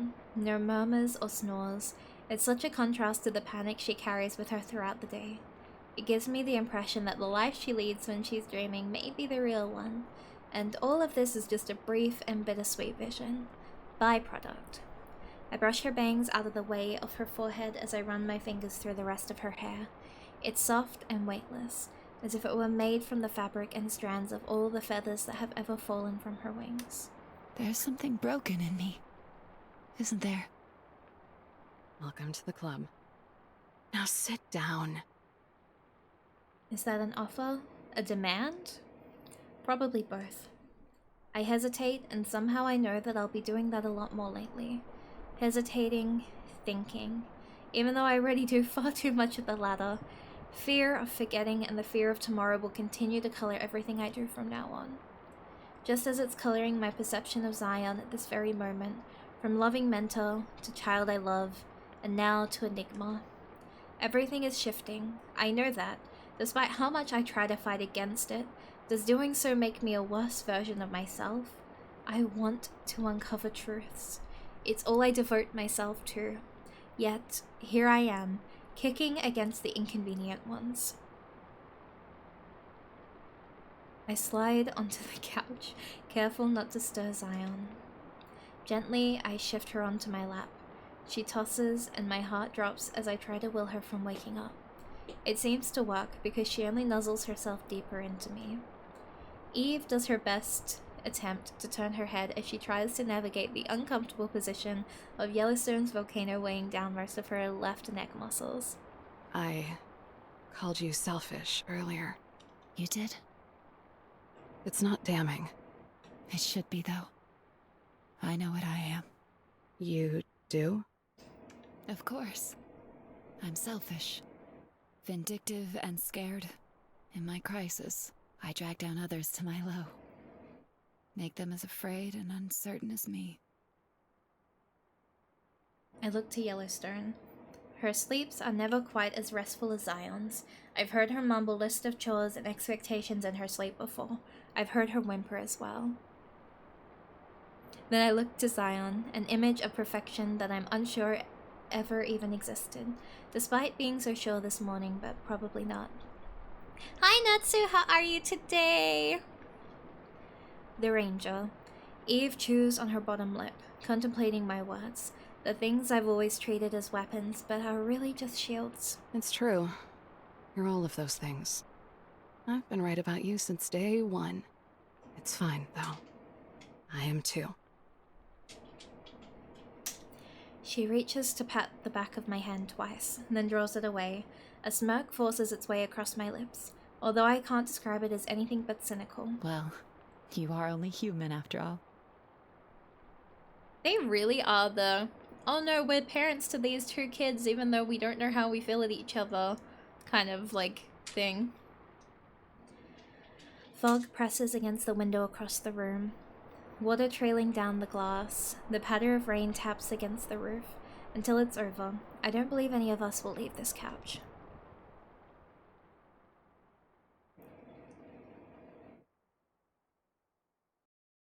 Yosemite! Wherever are you hiding? Oh dear me. If she doesn't appear soon, I won't be able to tell her a story. Our picnic will be ruined. Whatever shall I do? Wait, I'm right here! I want to hear the story! Oh, I'm not so sure now. It's getting rather late. Perhaps we should return to the cabin.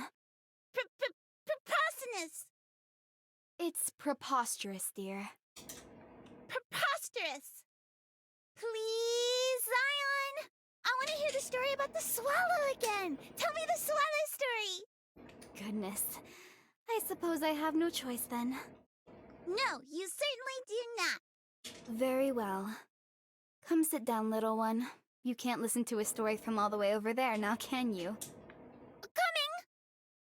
Straighten your posture. Oh my god. Huh?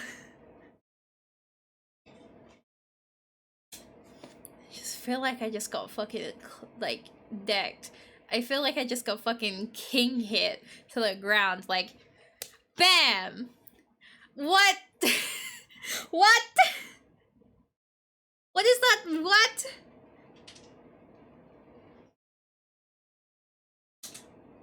What?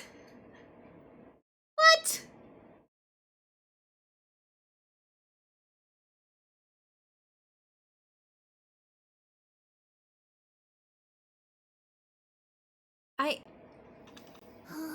But Zion, must I really? Oh my god. Only if you respect yourself. Where the hell did that come from? Literally, what? Now? Mommy? Sorry. Mommy? Sorry. Mommy? Sorry. Once upon a time, there was a poor man in a field. In the past, he had been quite popular, but rambunctiousness had gotten the better of him, and he had spent all his valuable possessions, including his Hydrate. clothes. While wandering the endless field, he saw a swallow overhead. I just took 4 big mouthfuls for you, mama. That's insane. That's fucking insane. What the fuck?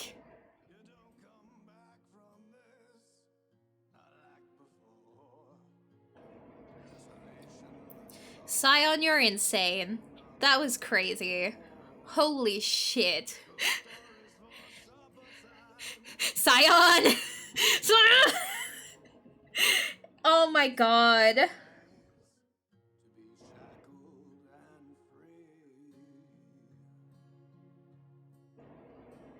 I think that's my favorite episode so far.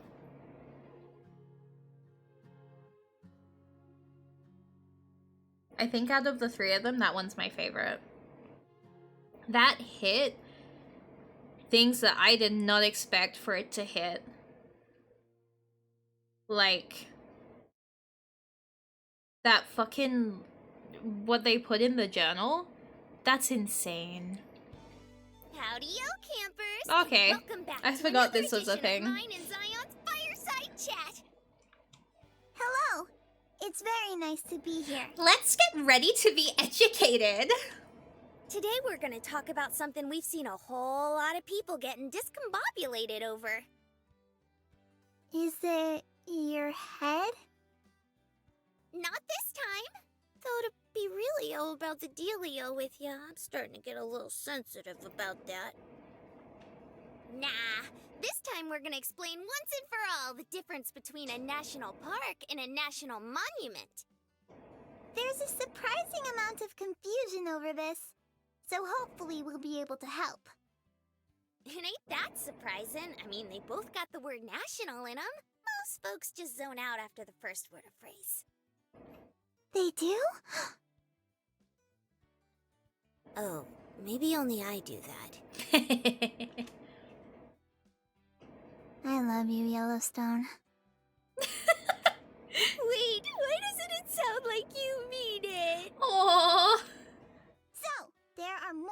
details to go into, but the most important thing to understand is that a national park can only be established by an act of Congress. A national monument is established through a presidential proclamation. Huh? It's that simple? Hot diggity, this is gonna be our shortest episode yet! Not so fast, Yellowstone. These nice people are here to be educated. We have to do our jobs for their sake. Huh? Are you sure? What if they get funny ideas and start making weird fan art about National Monument girls? I don't think I'm ready for that. It's a risk we have to be willing to take for education. For education. So, if national parks are decided by Congress and national monuments are decided by the president, doesn't that mean any old place can become one or the other? Not quite. This is when things start to get a little more complicated. Please bear with us by standing your ground and appearing large. Yellowstone, you're confusing your bears again. Even if that's true, it'll never stop me from bearing my soul. Ah! For monuments, it's a little easier. As long as a building, site, or piece of land is significant in some way, then it can be declared a national monument. In fact, this is how we determine the difference between a national historic site and a national historical park. Don't tell me there's a difference. Boy, this is only getting more and more confusing. I'll try my best to explain. Basically, sites can be historic in that significant events happened there, like Ford's Theater, where President Lincoln was assassinated. Meanwhile, parks are designated independently of any events that may have occurred there. They may be historical, but in order for a place to be considered a park, national historic or otherwise, it has to have opportunities for recreational activities. Like hiking and rock climbing and other trail junk. That's right! Size is also important too. Small parks used to be established on occasion, but in modern times, it's expected for a park to be big enough for broad use. So if it makes you feel itty-bitty and tiny, then it's probably a park? That's a good way to look at it, although there will always be exceptions. Seems like there's a tractor load of those. Yeah, it's a teeny bit messy. Most monuments, parks, and sites are managed by the National Park Service, though. But sometimes, the Bureau of Land Management is in charge of them, or even other departments. Sometimes people push for things to be more organized, but that's probably a long ways off, so you shouldn't hold your breath. No, seriously, Yellowstone, stop holding your breath. Oh well, Oh my guess God. for now we just gotta keep appreciating the messy beauty we got now. Who cares about names or what's official? As long as folks get a chance to see neato places, it's all square in my book. Just make sure to come visit us first, or else we'll get lonely. Damn, now you're making me want to visit. God damn it. Well, thanks for dropping by, but it looks like we gotta split. Catch you next time, campers, and remember to love our parks! Bye-bye! Let's go. Let's love the parks. Aw, look at them. Crazy. Kindling road trip to the national parks. Let's go. We are taking the travel of a lifetime. Real, real, real. All right, let's move across. Alrighty. we are done for today's episode because I'm keeping it episodic. And I think what I might do in future, and let me know if you do prefer this, is keeping it by these chapters / episodes instead of like stopping mid-chapters. I feel like it's a lot easier for us. Let me know if you disagree. Like if you prefer how like I was doing it with Please Be Happy, where it was the long big streams and it was like multiple chapters that were like 1.5 of them, or not.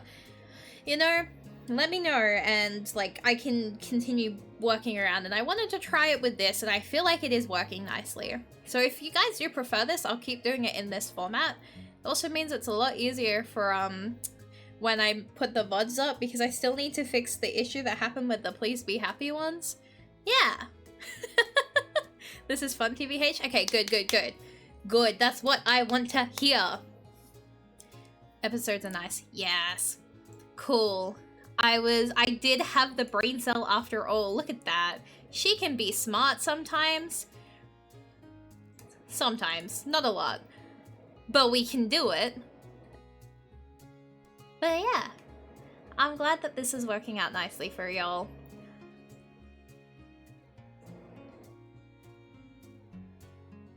But funny enough, Highway Blossoms doesn't have chapters per se as well as the rest. Oh my god! Insane! I finally find a good rhythm and then they're like, never mind. God bless, God bless. We can only laugh. I think episode 4 is the same length-ish and I haven't played episode 5 yet. Aspen just made you silly. Aspen really did make me silly. I wanted to grind through that game so much because I just didn't want to say goodbye to Aspen. I miss her so much. I need more Aspen content. There is Twofold this month. I want to get this done so that I can start Twofold. I really want to get started on Twofold so bad. Like, oh my god. I want to play it so bad. And yeah. I'm gonna go insane the second I get my hands on that game because I'm already obsessed. I love Olive with every heart in my soul. All of them are amazing. I'm so excited. I'm so excited for Twofold. After their stream as well, like, oh god. Like, oh my god. But yeah. In terms of things for the rest of the week, I am not streaming Thursday and Friday because I will be streaming Saturday and Sunday. Let's go! But yeah, no. This week, normally I know I do Thursdays or Fridays. Not this week. Instead, we will be doing 2 collabs. Okay, Dotoru Lover, hell yeah! That be me, for real, for real. 4 damn collabs. I raise you. This is only just the beginning. There are so many more collabs this month. I told y'all that I was gonna do October month of collabs, and I have held my word. I think I only have... No, I'm not gonna say that without looking at my actual, like...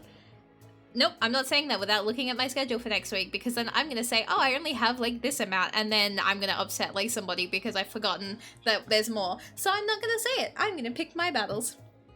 I'm gonna be smart.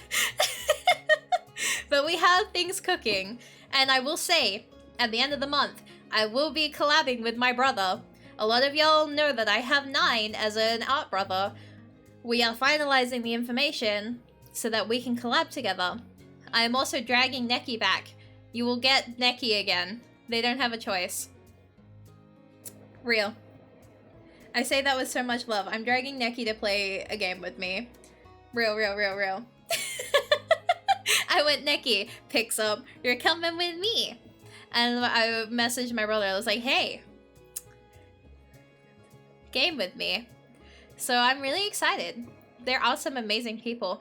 And there is another streamer that you guys know that I will be collabing with. I'm very excited to collab with her, I'm not gonna lie. She's crazy. I love her so much. And it's gonna be crazy. Oh my god. My plays don't count anymore. I feel like everyone says that, and I'm like, I'm sorry. I don't know why YouTube is being so mean. I don't know why YouTube has decided that, no, you guys don't get to count anymore. Because I've had like 4 people tell me that now, and I'm like, I know. I'm sorry. But yes, I will be playing 10 p.m.